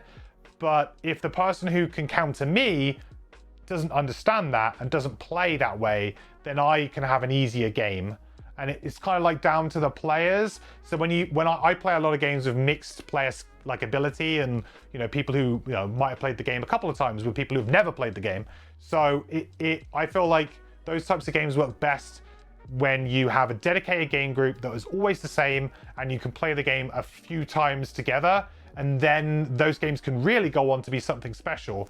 But I just don't find myself in that situation very often, where I can play a game with the same people enough that asymmetrical games like that require a bit of like, you need to counter me, you need to, the players need to be aware of the dangers that are going on. I just don't play games enough to be able to, or with the same people enough to be able to do that. New version at Cascadia at Essen. Nice. I might go to Essen this year. I went last year. I really enjoyed it. I may go again this year, but money is pretty tight at the moment, so I don't know if I'll be able to afford to go. You enjoy a route, but it's definitely a problem. Yeah, it's a problem in a lot of these types of games, and that's why I generally don't like them, because it's very hard for me to just like. It's okay if, for me, it's okay that if I come play a game and someone has maybe played the game 5 times and they're much more experienced with the game, I kind of go with the expectation that they're probably going to win, and they'll win by just the efficiency of what they do. But I still have the option to do the best that I possibly can do with what I have. But games where you kind of have to take from other players to add to you, or stop other players from doing something, like, I don't generally like that interaction. I guess that's why I'm a Eurogamer. I like having my head down in my own little puzzle, working out what I'm doing. I like cooperative games because the puzzle is shared, so it's not so much of a problem. But it's yeah, I like it when you can. I'm in control. There's maybe some area, like some area control elements, or like worker placement games where you're fighting over spaces occasionally. I don't mind that. That level of conflict is absolutely fine for me. That level of interaction, but I don't like it when, like, oh, so and so won because the other person was inexperienced in the game, didn't realize, and I don't want to be sat here being, the player who knows that and having to like bite my tongue and not say anything, because also you don't want to. I don't want to be alpha gamering or politicking a table saying, maybe it'd be a good idea if you, attack that player because you're, that's not, I don't like that dynamic. I always try and stay away from that dynamic, because I think it's like, people want to play, let them enjoy playing the game the way they want to play the game. Don't try and say, oh, maybe you should really try and go after this person because they're winning, or they're doing this thing that's really strong. And they're like, no, I really want to go and do this. It's like, well, yeah, they're playing the game. They can do what they want, It's, yeah. So, but those types of games, if you do play them with a dedicated group and you all kind of understand and learn and are at the similar kind of skill level and learning, they can be incredible. But they really require that. And I just personally find that I'm never in that situation. Terraforming have the meteors. Yeah, the meteors are the part of the game that I dislike the most. I mean, I understand why they're there, but I personally don't like them. If I was to change one thing about Terraforming Mars, it would be to remove the event cards. Or at least to take that event cards. I would just get rid of them. I know that they have like a bit of a purpose in the game, and there's also like some strategies around playing a lot of them, but I personally just dislike it. I don't see it as a fun part of the game. Arc Nova have more stuff. Arc Nova, I've only played Arc Nova once, and the only thing that was a little bit annoying was like the poisoning mechanic, I guess, and then there was something else, or like the venom mechanic, I think it was, which seemed like it was a bit of a hindrance, but not too bad. But maybe it was just our playthrough, we didn't go for those cards, I don't know. But it didn't, like, there was nothing that inherently jumped out at me that I was like, oh, that isn't very nice. Most of the cards were pretty nice, like, and there was the odd little card here or there, but it felt like it more kind of like just annoyed me for a little bit. It didn't really do that much to me. But I guess if you were to get multiples of those cards and really go at it, then maybe it'd be a problem. Okay, this round we've got to think about what we're going to do, because this is quite an important round, I think. Quite an important round. I'm going to go on a bit of a weird initiative here, but I'm kind of hoping that I can... I'm kind of hoping that I can kill this guy and go invisible, so that then I can kind of get myself back into the game a little bit. This bolt shooter, though, is causing me a lot of issues.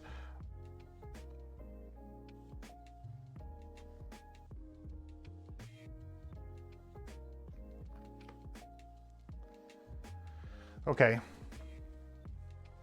So let's use the bottom of extra decoration. So we'll move 3.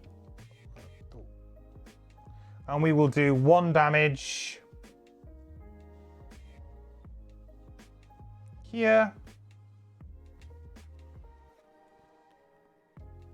Create dark. And then we'll use morbid camouflage, so we'll attack for 2. We do have disadvantage. I don't think there's much I can do about that, though. Kind of hope that we draw the +1 here. Well, not the +1, just a 0. Yeah.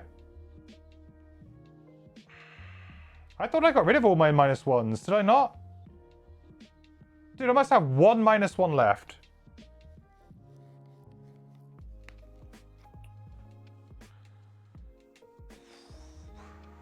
Guess so.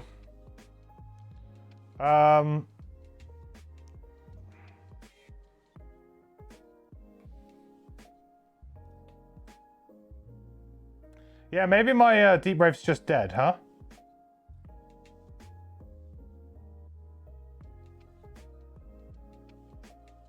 Oh, should I have gone after these guys? I guess I couldn't, right? Because I could have gone on like 41. Yeah, I couldn't go after them anyway.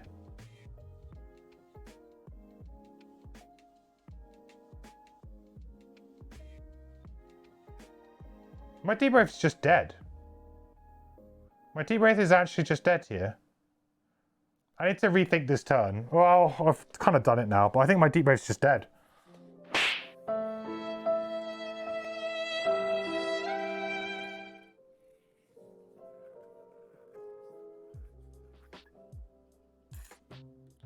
Yep. Because I'm going to take an attack of 4, which is going to be minimum of 4. Then the bolt shooter... So I'm just going to burn, what? 1, 2, 3. I'm burning potentially 3 cards, which would then only give me... I mean, I'm not dead, but... Oh, I guess it is what it is. To be honest, this scenario is just kind of... It's just kind of gone a bit crazy. I should have been invisible more. It all spans back to that one rule clarification here. And if I played that round slightly differently, maybe things would have been different. I burned 10 cards already. Wow, I burnt 2. I burnt 3 for abilities. And one of them, 2 for abilities and 1 for a rest.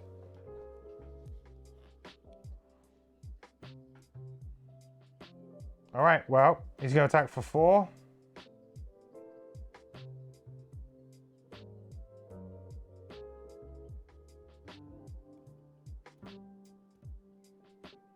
Hang on. Did he take damage there when he shouldn't have?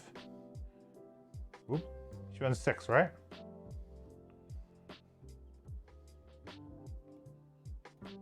Oh, whoa, whoa, whoa, not you.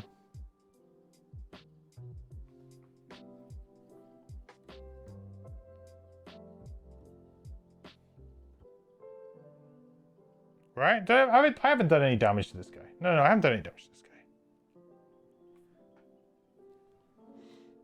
So I have to burn a card. Being immobilized too basically makes me sort of useless. So that's good.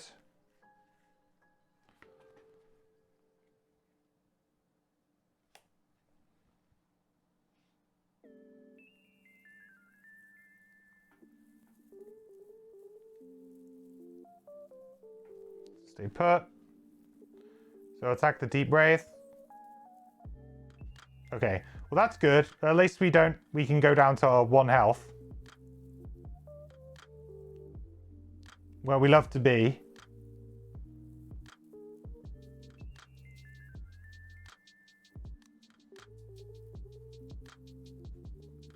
Oh, that was with disadvantage.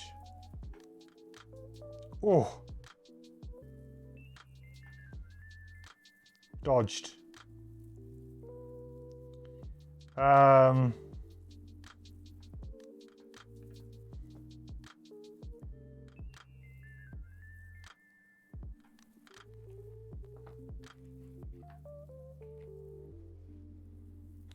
Okay, so he's going to attack for 3.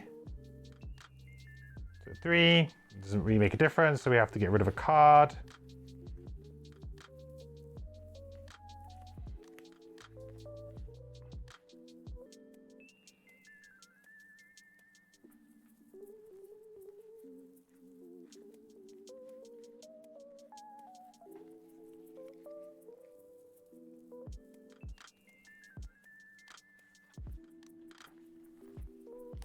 Okay. Boy, oh boy, this escalated quickly. Right, so let's use pyrotechnics, and we will go move a 3. 1, 2, 3.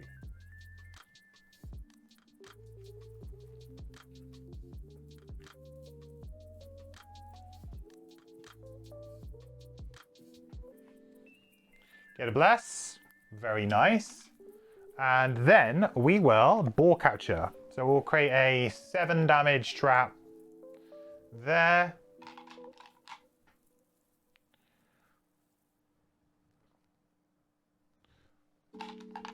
We're gonna need a bigger dice. 7.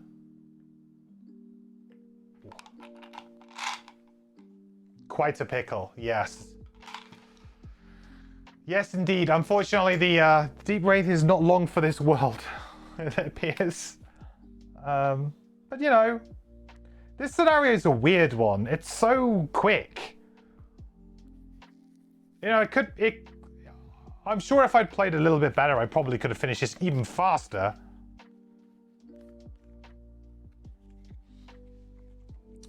So, awkwardly on this next round though, the Blade Spinner does have Retaliate.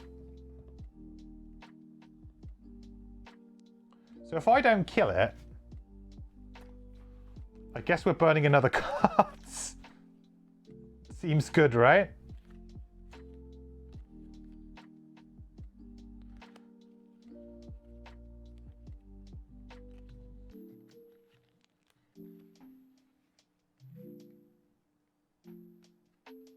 I mean, I can attack it for 5 with the poison. So if I draw a +1, it's dead.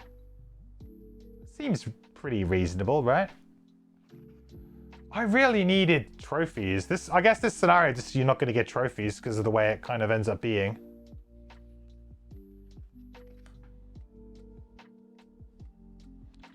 Trapper time. Oh, I was supposed to use my stamina potion. potion. I think we know what we want to do. We just want to blow up that trap, don't we, really? There it is.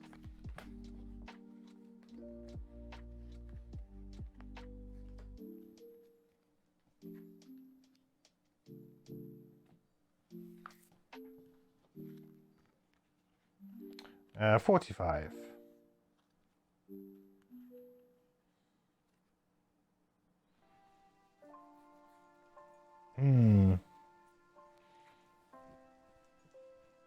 Oh, hang on. Deep breath first. Deep breath. Oh, stamina. Yeah, oh god, I just made the mistake again, didn't I? Yeah, can't do that. You're right. Literally, as soon as you said that, I was like, yeah, you're right, I can't do that. I short rest. I short rest. Yeah, like, it's so common that I make that mistake. In a weird way, I kind of wish I hadn't played Gloomhaven, because then I could have come into Frosthaven with no, like, preconceptions of of how things work, right?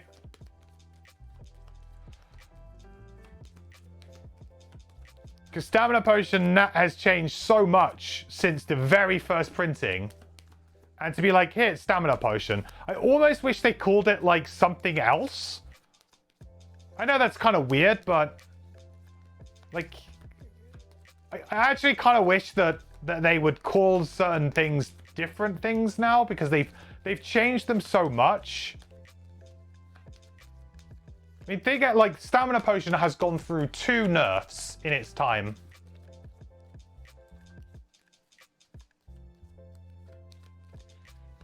I guess this is just called Stamina Potion and not Minor Stamina Potion, but still. It gets worse the more levels you have. Yeah, it certainly does on the Trapper too. With only a 9-card hand, we're definitely... you know, we've basically got rid of pretty much all of our level 1 cards at this point in time.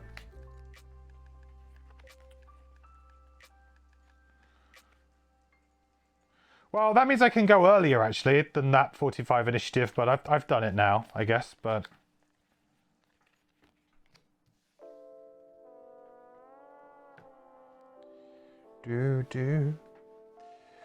Right, I think we go for him, right? I think we go for this Blade Spinner. I mean, I can do an attack of 4.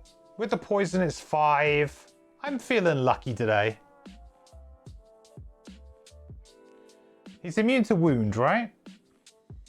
Yeah. I'm feeling lucky, chat. Whoa. Oof. Nice. Trophy.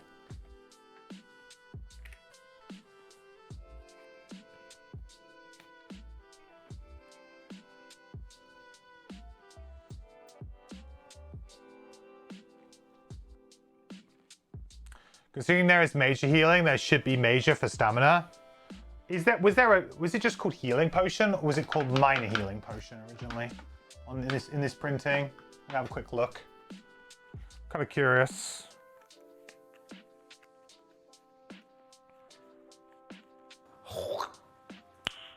Nice.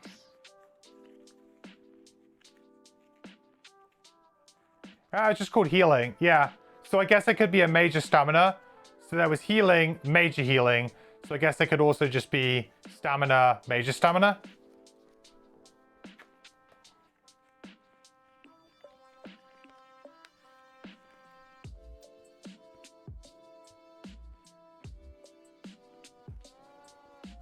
I guess they felt like the minor part was kind of redundant, because it kind of is redundant. It also implies that there will be a better one. Oh, it's a minor one. Okay, so that must mean that there's a bigger one than that, right? You wouldn't call something minor if there was only one of them. So from a spoiler perspective as well, perhaps they were like, well, we don't want you to know that there's major versions of potions. So we'll just put the potion name, and then you don't have that feeling.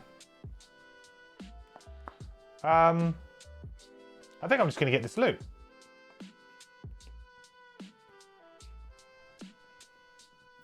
we're pretty close to retiring anyway, but...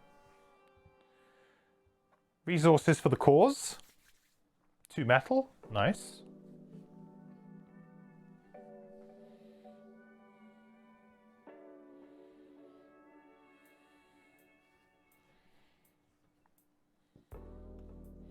Alright, so we'll do unavoidable outcome and we'll target the old bolt shooter.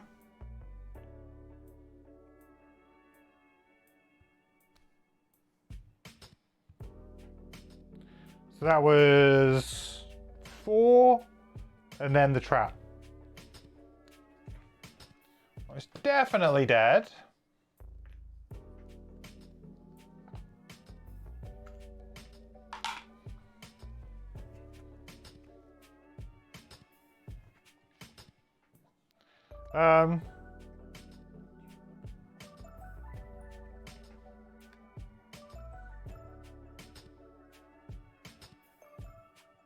What's this guy doing? Attacking for 2? I mean, I guess I'll just... I'll get over here just so that I'll take the hit and we'll make sure we pick up all the loot.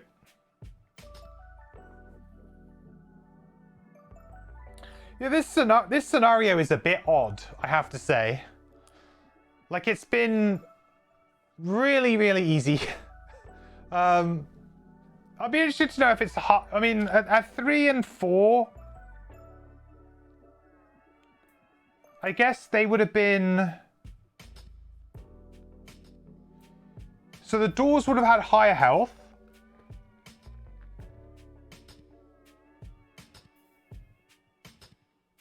So basically, they would have had... So instead of having 3, they would have had 4 at 3 characters. And 5 at 4 characters.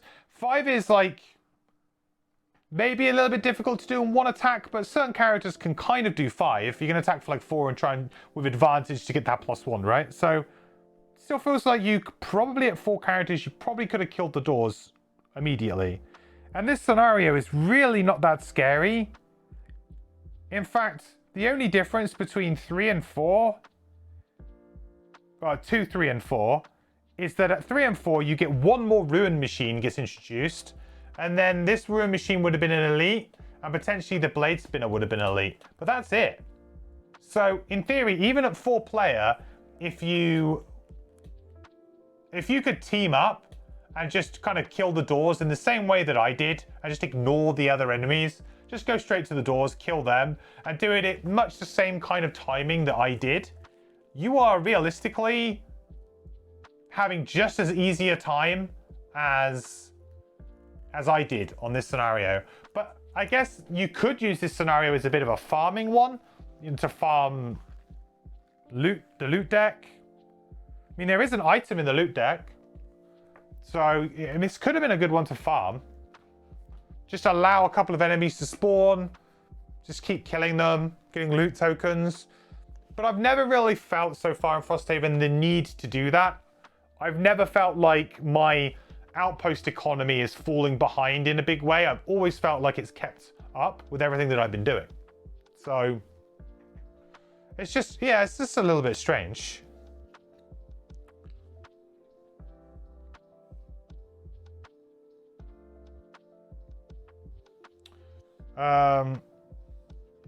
Should I long rest or should I just short rest here and just run and get loot? I will long rest.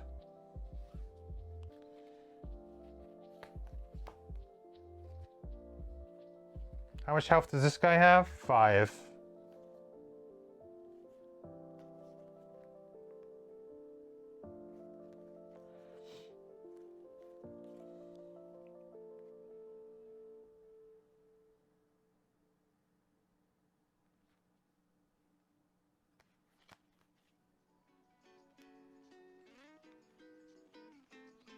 Do.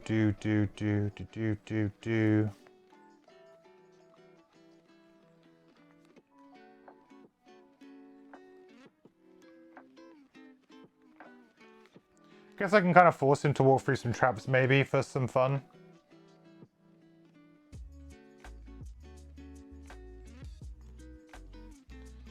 Bam, bam, bam.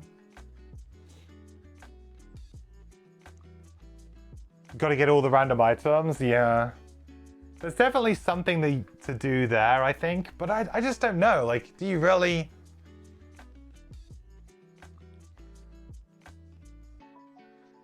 I don't know. There's always an element. There was an element in Gloomhaven. And there's a little bit of an element here, maybe, on the odd scenario, where you kind of see that little crack in, like, the rules and the scenarios. And you're like, you know... Can I exploit this for my own gain? In Gloomhaven, it was just like, yeah, find all of the broken looped combos and just use them all the time. I have infinite stamina now on 3 spears. Haha. You know, it's like little things like that. And this scenario, to me, feels like that's maybe the intention. The intention was to allow you to kind of go a little bit mad and just loot a lot. Kind of give you a bit of a mid-campaign break. To say, okay... we've had some really tough scenarios now. Here's a little, here's like a softball, low ball one. Go and get some loot. You know, if you want to, it's there. The opportunity's there. You're gonna get one random item per scenario. Yeah. There's only one card in there, so the card doesn't. Yeah, there's only one random item card in the deck, to be clear. But I thought back it just meant to like literally just do all of these every time you see like the random item. Just have to grind it out.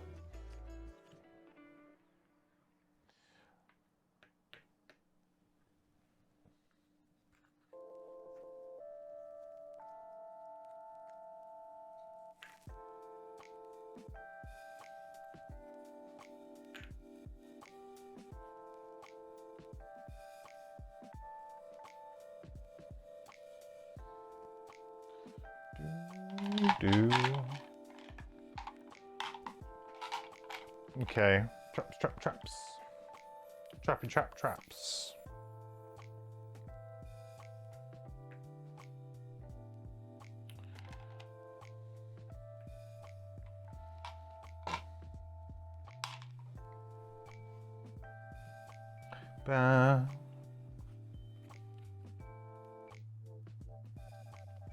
Gain an XP.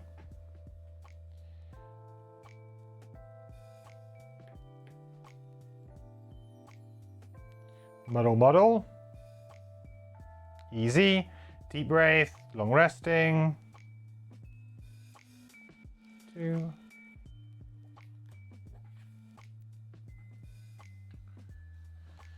Do. Give it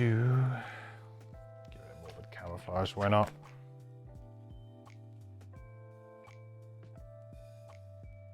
Oh, that's not tapped. That's gone. That's spent. That is spent. Well, you know, it's just really to make sure that I get this loot now, isn't it, really?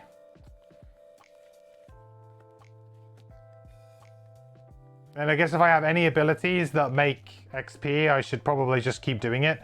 What have I got on the Trapper XP-wise? It would be nice to maybe get... will I get level 6? It'd be nice to try and get level 6. I'm going to retire her in 2 scenarios, so I would really I would need to get level 6 now.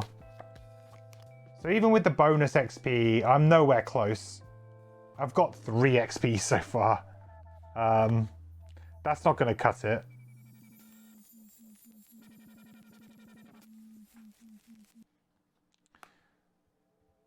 I guess I continue to try and get a little bit more, but...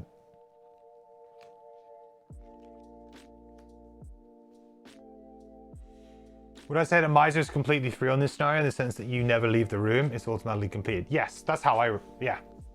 That's what I said when I selected it. It says never exit a room with loot tokens in it. I am never exiting a room. So, yeah.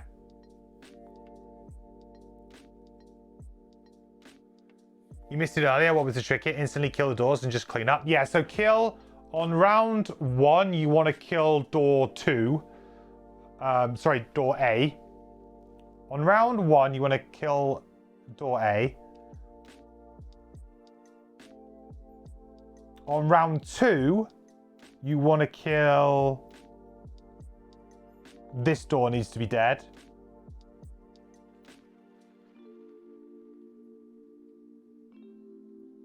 On round 3, this door needs to be dead. And then on round 4, this door needs to be dead. But yeah, we essentially just killed, like, Deep Wraith just went and killed this, then killed this in 2 rounds. And then we killed this one, and then we killed this one, like, in 2 rounds. So, similarly. Each character basically took 2 doors each and did it in 2 rounds. Very, very simple.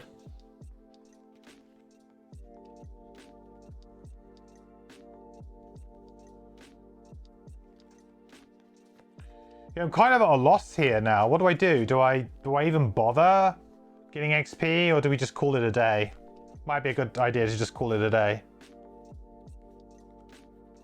Would there be like a party that would struggle with this scenario? That's the thing. I'm thinking like, is this just purposely meant as a low ball scenario? Like I actually feel like this might be the weakest scenario that I've played. Like in terms of design, I feel like this might be like, it was just far too easy, and unless there's some massive twist, which I can't see there being, there's never been a twist like after that. If there is, then it's a bit of a gotcha, but I wouldn't particularly like that. I think that would be even worse, to be honest, if there is a gotcha at the end of this. You know, something to kind of, you took too long, you were farming XP, you know? I should loot this. It just feels a bit... It would feel cheesy. If you left one door up to farm, it'd only spawn 1 enemy every 4 rounds. Yes, basically. So it'd be pretty slow.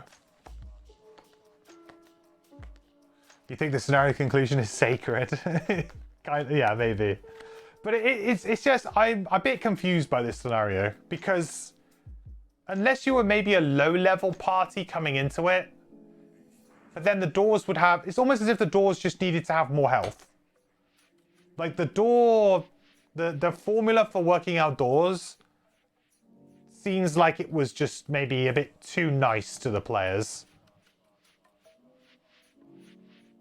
You'd need to be playing like... Instead of it being character -1, maybe it should have just been character.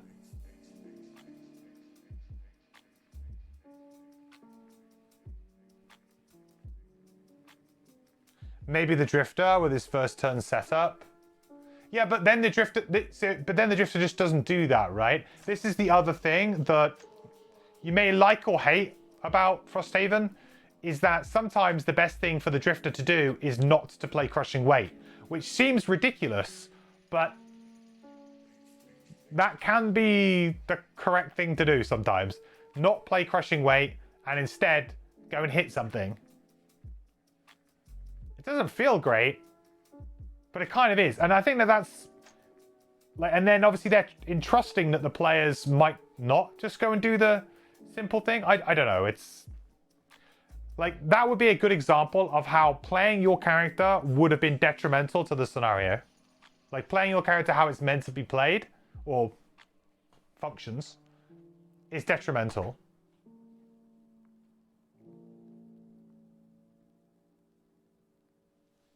Yeah, even if you're low level, there's no way you can't destroy. Yeah, I mean, you just do a default attack 2. At the very worst, the worst thing that can happen to you is that you have to go and do like a default attack 2 or something, and it's, you draw a -1 or a -2 or a miss, right? If you are like a level 1 party, I could see maybe you'd have like, you could draw like your attack modifier deck is awful. I guess there's a world where you miss. But then you would just be like, we lost the scenario because of bad RNG. I don't feel like this scenario is very well balanced. But again, is it because it's meant to be a really easy scenario? I don't know. Maybe the other scenario, which was one we decided to not do, which was the Dead Mile, maybe this one's really hard. And so therefore, they were like, well, we'll make one easy and we'll make one hard and we'll let players decide which way they want to go. I didn't actually look at the 2 scenarios and decide. I just made the thematic decision that, I want to be sneaky. So I thought, yeah, I'll go the sneaky route. I didn't, you know, I didn't look at the scenario and go, oh yeah, this one looks harder, so we'll do this one. I don't know. But even any character could have, in this scenario, apart from maybe if you had not a lot of movement, I guess, because there's a little bit of terrain in the way, but it almost felt like this terrain should have been, I don't know. Because once you get over that with a little bit of jump, you're just in. I don't know. Just seems like it was a little bit too easy, right?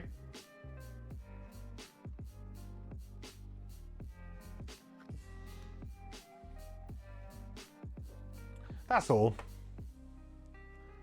Move here and gain this. I have a teleport 6. I do have a teleport 6, but there are also a lot of characters that just have like move 4 with jump or move 5, or they have big burns themselves too. I need to draw a loot token actually for my trapper, don't I, as well? Oh, I guess I'll just draw it for the deep wave first. That's fine. All of the metal. Did I do 1 damage here or did I not? I'm just going to do 1 damage. It doesn't matter. It's going to be attacking me for 1.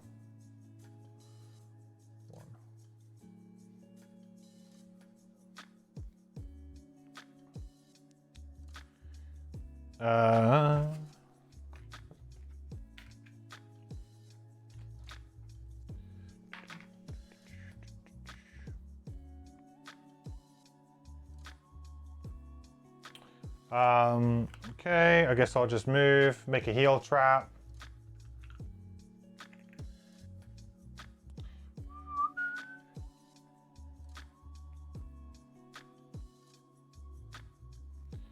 And then turn this one into a 5 damage wound trap.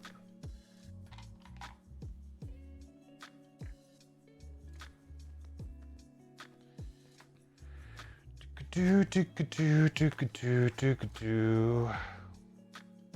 gives me an XP, right? It does.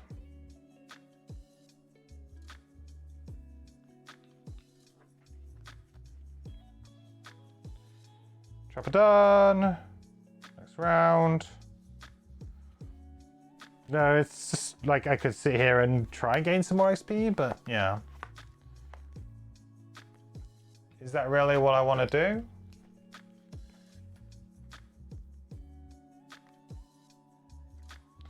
I guess I could just like spring. I could earn like 3 XP maybe on my trapper.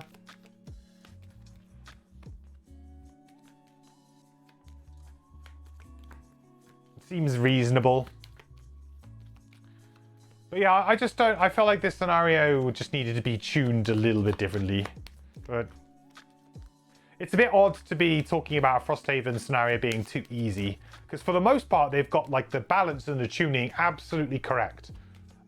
It's hard, it's been hard, and I've had to make an adjustment, but I've actually found like the kind of normal difficulty, if you like, just playing at, you know, the scenario level that's suggested for your party, not modifying it at all in any way, has been relatively fun, challenging, and interesting.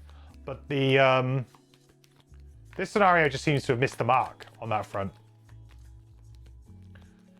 I'd like to say it's because my characters are getting more powerful, or like they're getting higher level, but I don't really think that was the case, because most of what I did in this scenario was all level 1 stuff. Like I killed those things with level 1 stuff.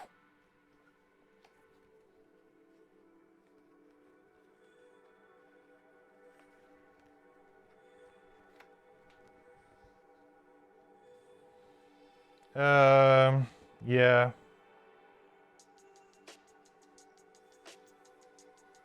Actually, I'm going to use the boots here to go after so I can get the loot.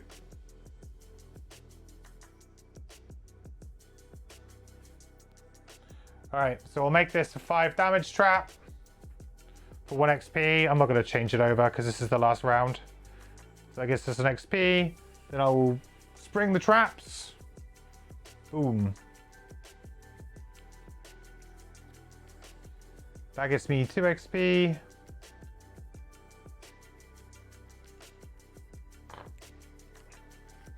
Nice. There we go.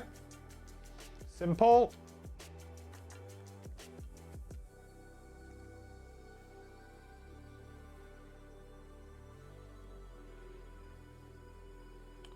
Yoink. Yoink my loot.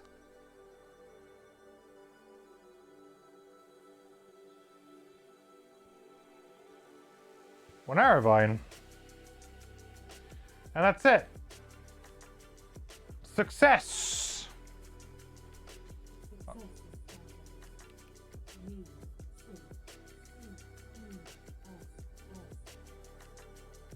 What?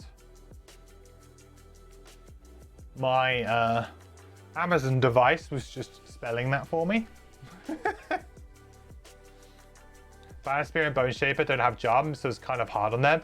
Yeah, but doesn't Banner Spear have reach? Like in the sense that they can like AoE stuff away from them more than range 1? Plus you only need to have like, there's only 2 of them that are inaccessible, right? The only 2 that are that need jump is this one here and this one down here. Both of those are not done on the first 2 rounds, right? Because it's round, it's round 2, 3, 4, and 5. 4 and 5. So 2, 3, 4, and 5. So as long as you can get over there within a couple of rounds, it's fine, right? You don't necessarily need to immediately jump over there. And with 4-player, it's even easier in that sense because you could just split up. And as long as your party has, you know, at least some, like you have a move 3, or you should be able to get there, or a ranged attack. Like, I feel like with a 4-person party, you could probably split them up and find a nice balance. Wait, it works for everyone. Okay, 118.1. There is good news and bad news. The good news is that, judging by the number of machines operating here, you're nearing the center of the complex. The bad news is you have to get back in the tubes. Still, it's easier to climb knowing that the end is near. You hoist yourselves back up and continue on. You crawl. You wriggle and scrape. Time stretches slower than you knew possible. After a while, your arms begin to tire and you wish only for sunlight. Each time you turn a corner to find only more ventilation tube, your heart sinks. You're just about ready to give up entirely when a patch of light appears up ahead. You move faster, crawling out of a massive exhaust vent that opens into a huge echoing hall. This has to be the heart of the complex. The chamber is immense and filled with rows upon rows of hulking steel and iron machines.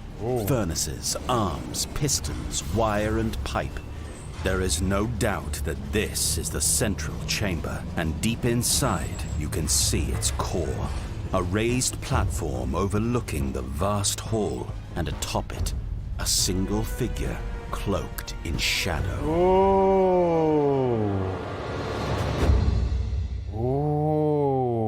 Okay. Well, it might be that this is a bit of a bridging scenario then. So maybe it was more so that the intent was that to be a nice, short and sweet scenario for you to go into this, because our rewards are gain 3 collective wood and 3 collective metal. Nice. New scenario unlocked, Nerve Center, number 44. This is a forced linked scenario, so we must play it next. So possibly the reason why that scenario was a little bit shorter could be that it was like, hey, you can thematically kind of go from that scenario into this one, maybe. And we've locked out the Dead Mile now, number 37. But that could be a reason why, that it was a little bit sort of tuned down. And it didn't feel like a full scenario. It felt like a mini scenario almost. Okay, so let's get it. 44. Open.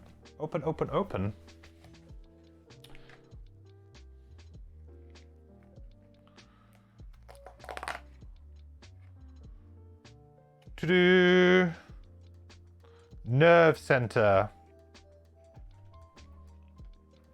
And that is definitely force linked, right? Yeah, must be played next without returning to Frosthaven.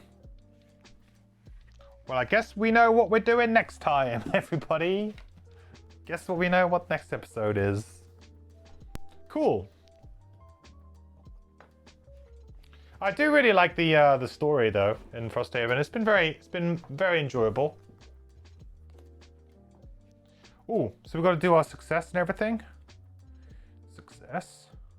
Battle goals. We got 2 on our Trapper, 1 on our Deep Wraith.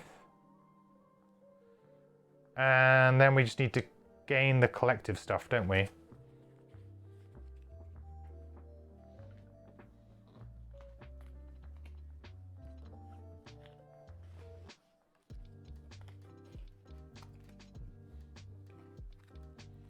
You like this next scenario quite a bit. In general, the boss scenarios have been pretty good so far. I found them all to be pretty engaging. Will we do trapper shenanigans again, where we just try and build one giant trap and throw it at them when they're brittle? Find out next time. It worked once. Will it work again? So I guess we did this. So we also get 2 bonus XP.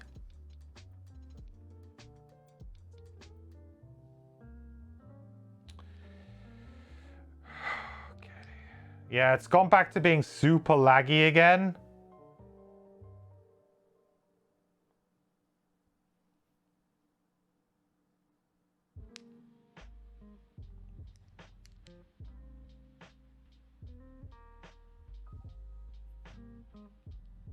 Oh, it's just reset my XP. Cool. Was it on like, oh, minus 295? Yeah, undo. No. I feel like this app is really slowing down now. Before, it was like... It seems to like resetting it seemed to work okay, but... Recently, I've noticed that it's every session it's slowing down in the last couple of sessions. Even when I restart it, it'll be fine for a little bit, and then it'll just kind of eventually start slowing down again. Like over the course of a session. 44 in Star Chat's force linked again. So actually, we're going to end up playing these characters for a little bit longer than I thought, huh? Damn you, Frosthaven, and your... I mean, to be fair, I could have looked at the scenario chart because it does show a link to the next one as being force linked. So, I think it did anyway, didn't it? I think it shows you that. Yeah, it does. Yeah, it shows you that the next one's going to be forced when you open Buried Ducts. So you already know that it is going to, the next one after that's going to be forced. So, you know, you can use that information if you want to say, no, actually, let's go do something else because I want to retire next time or something.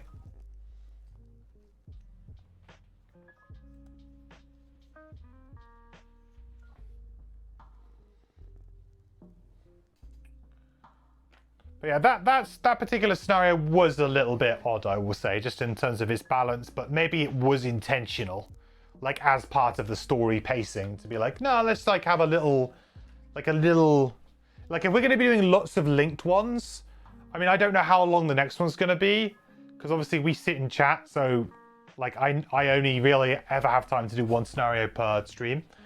But the intention could be that you could maybe play like 3 of them back to back, all in one session, because they're quite small and short.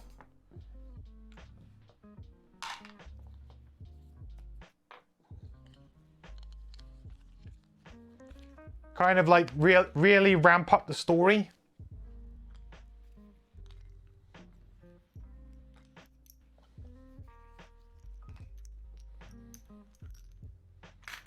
No, I don't mind that. I think that's a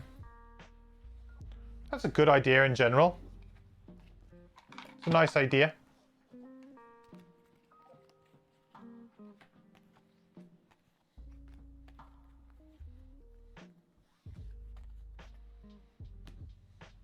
Okay, good. So what I need to do is do stickies, sticky stick. Stick the nerve center down. And also check our perks, I guess. I'm not sure if we get a new perk. Yeah, it is this one.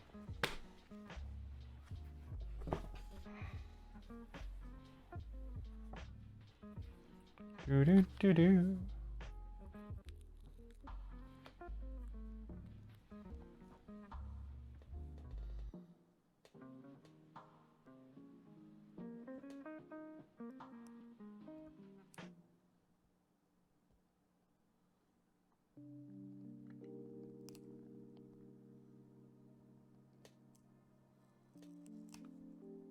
Oh, these stickers have all been quite fun on this one because they're all like interconnected tubes, so it's quite satisfying to try and line them all up.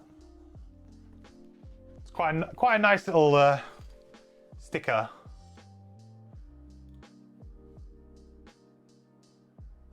Oh, we get another town guard perk. Do we do that immediately, or do we do that? Do we wait until we go back to Frosthaven for that? How does that work? Because it's as part of the section book, right? Do we do it immediately?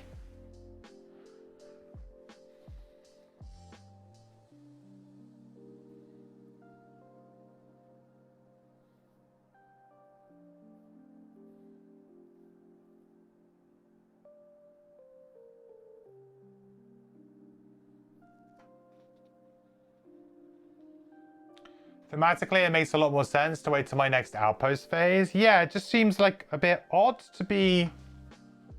to have this trigger outside. Because it's like, because they're all to do with like the actual guards, right? So presumably these section books will be like, oh, the town guards approaches you in town. It's like, well, I'm not there technically.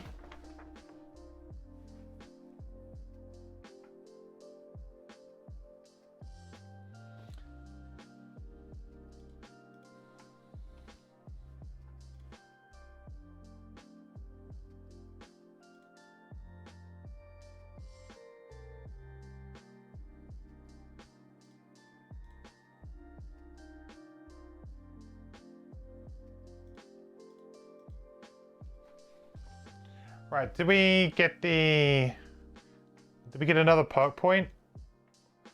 Oh boy, we got another perk point.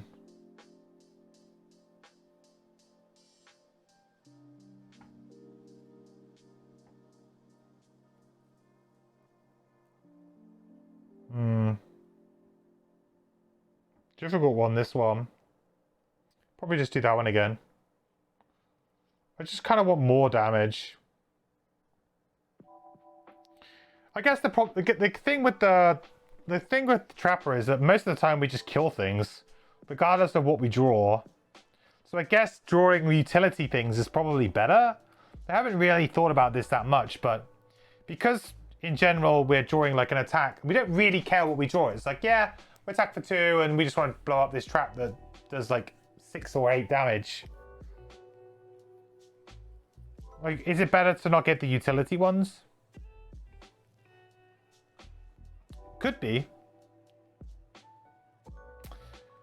I know I devalued this perk at the bottom to begin with, but actually I think like it's actually pretty good. It's like a free 2 damage trap you can immediately use. Could immediately upgrade it to a wound trap or something. Could lead to some very spicy like starts where you can get like, you know, have 4 traps on the board at the end of turn 1, which could just be crazy.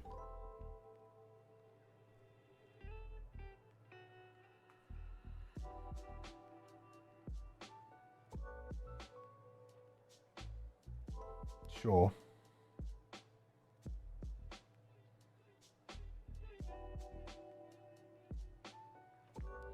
Oh no, is it not going to work again? This is like, I had so many problems with this, with the perks on this app. I had to do like zoom it in, like here, and then everything goes big, and then the boxes are easier to press. It's kind of silly, but it works.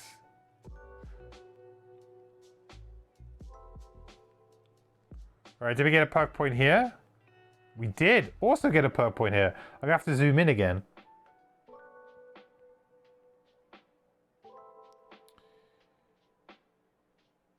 Replace 3 +1s with 3 +1 curses seems quite good. It's just basically upgrading us to curses, right? I'm gonna have to do the zoom in trick again.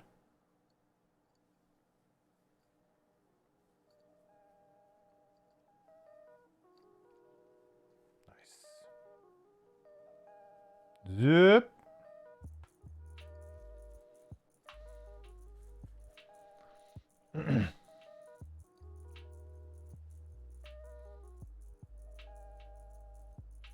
Definitely built for browsers in mind. Yeah, it's not ideal, but I mean, surely a phone is the most common use device for this, though.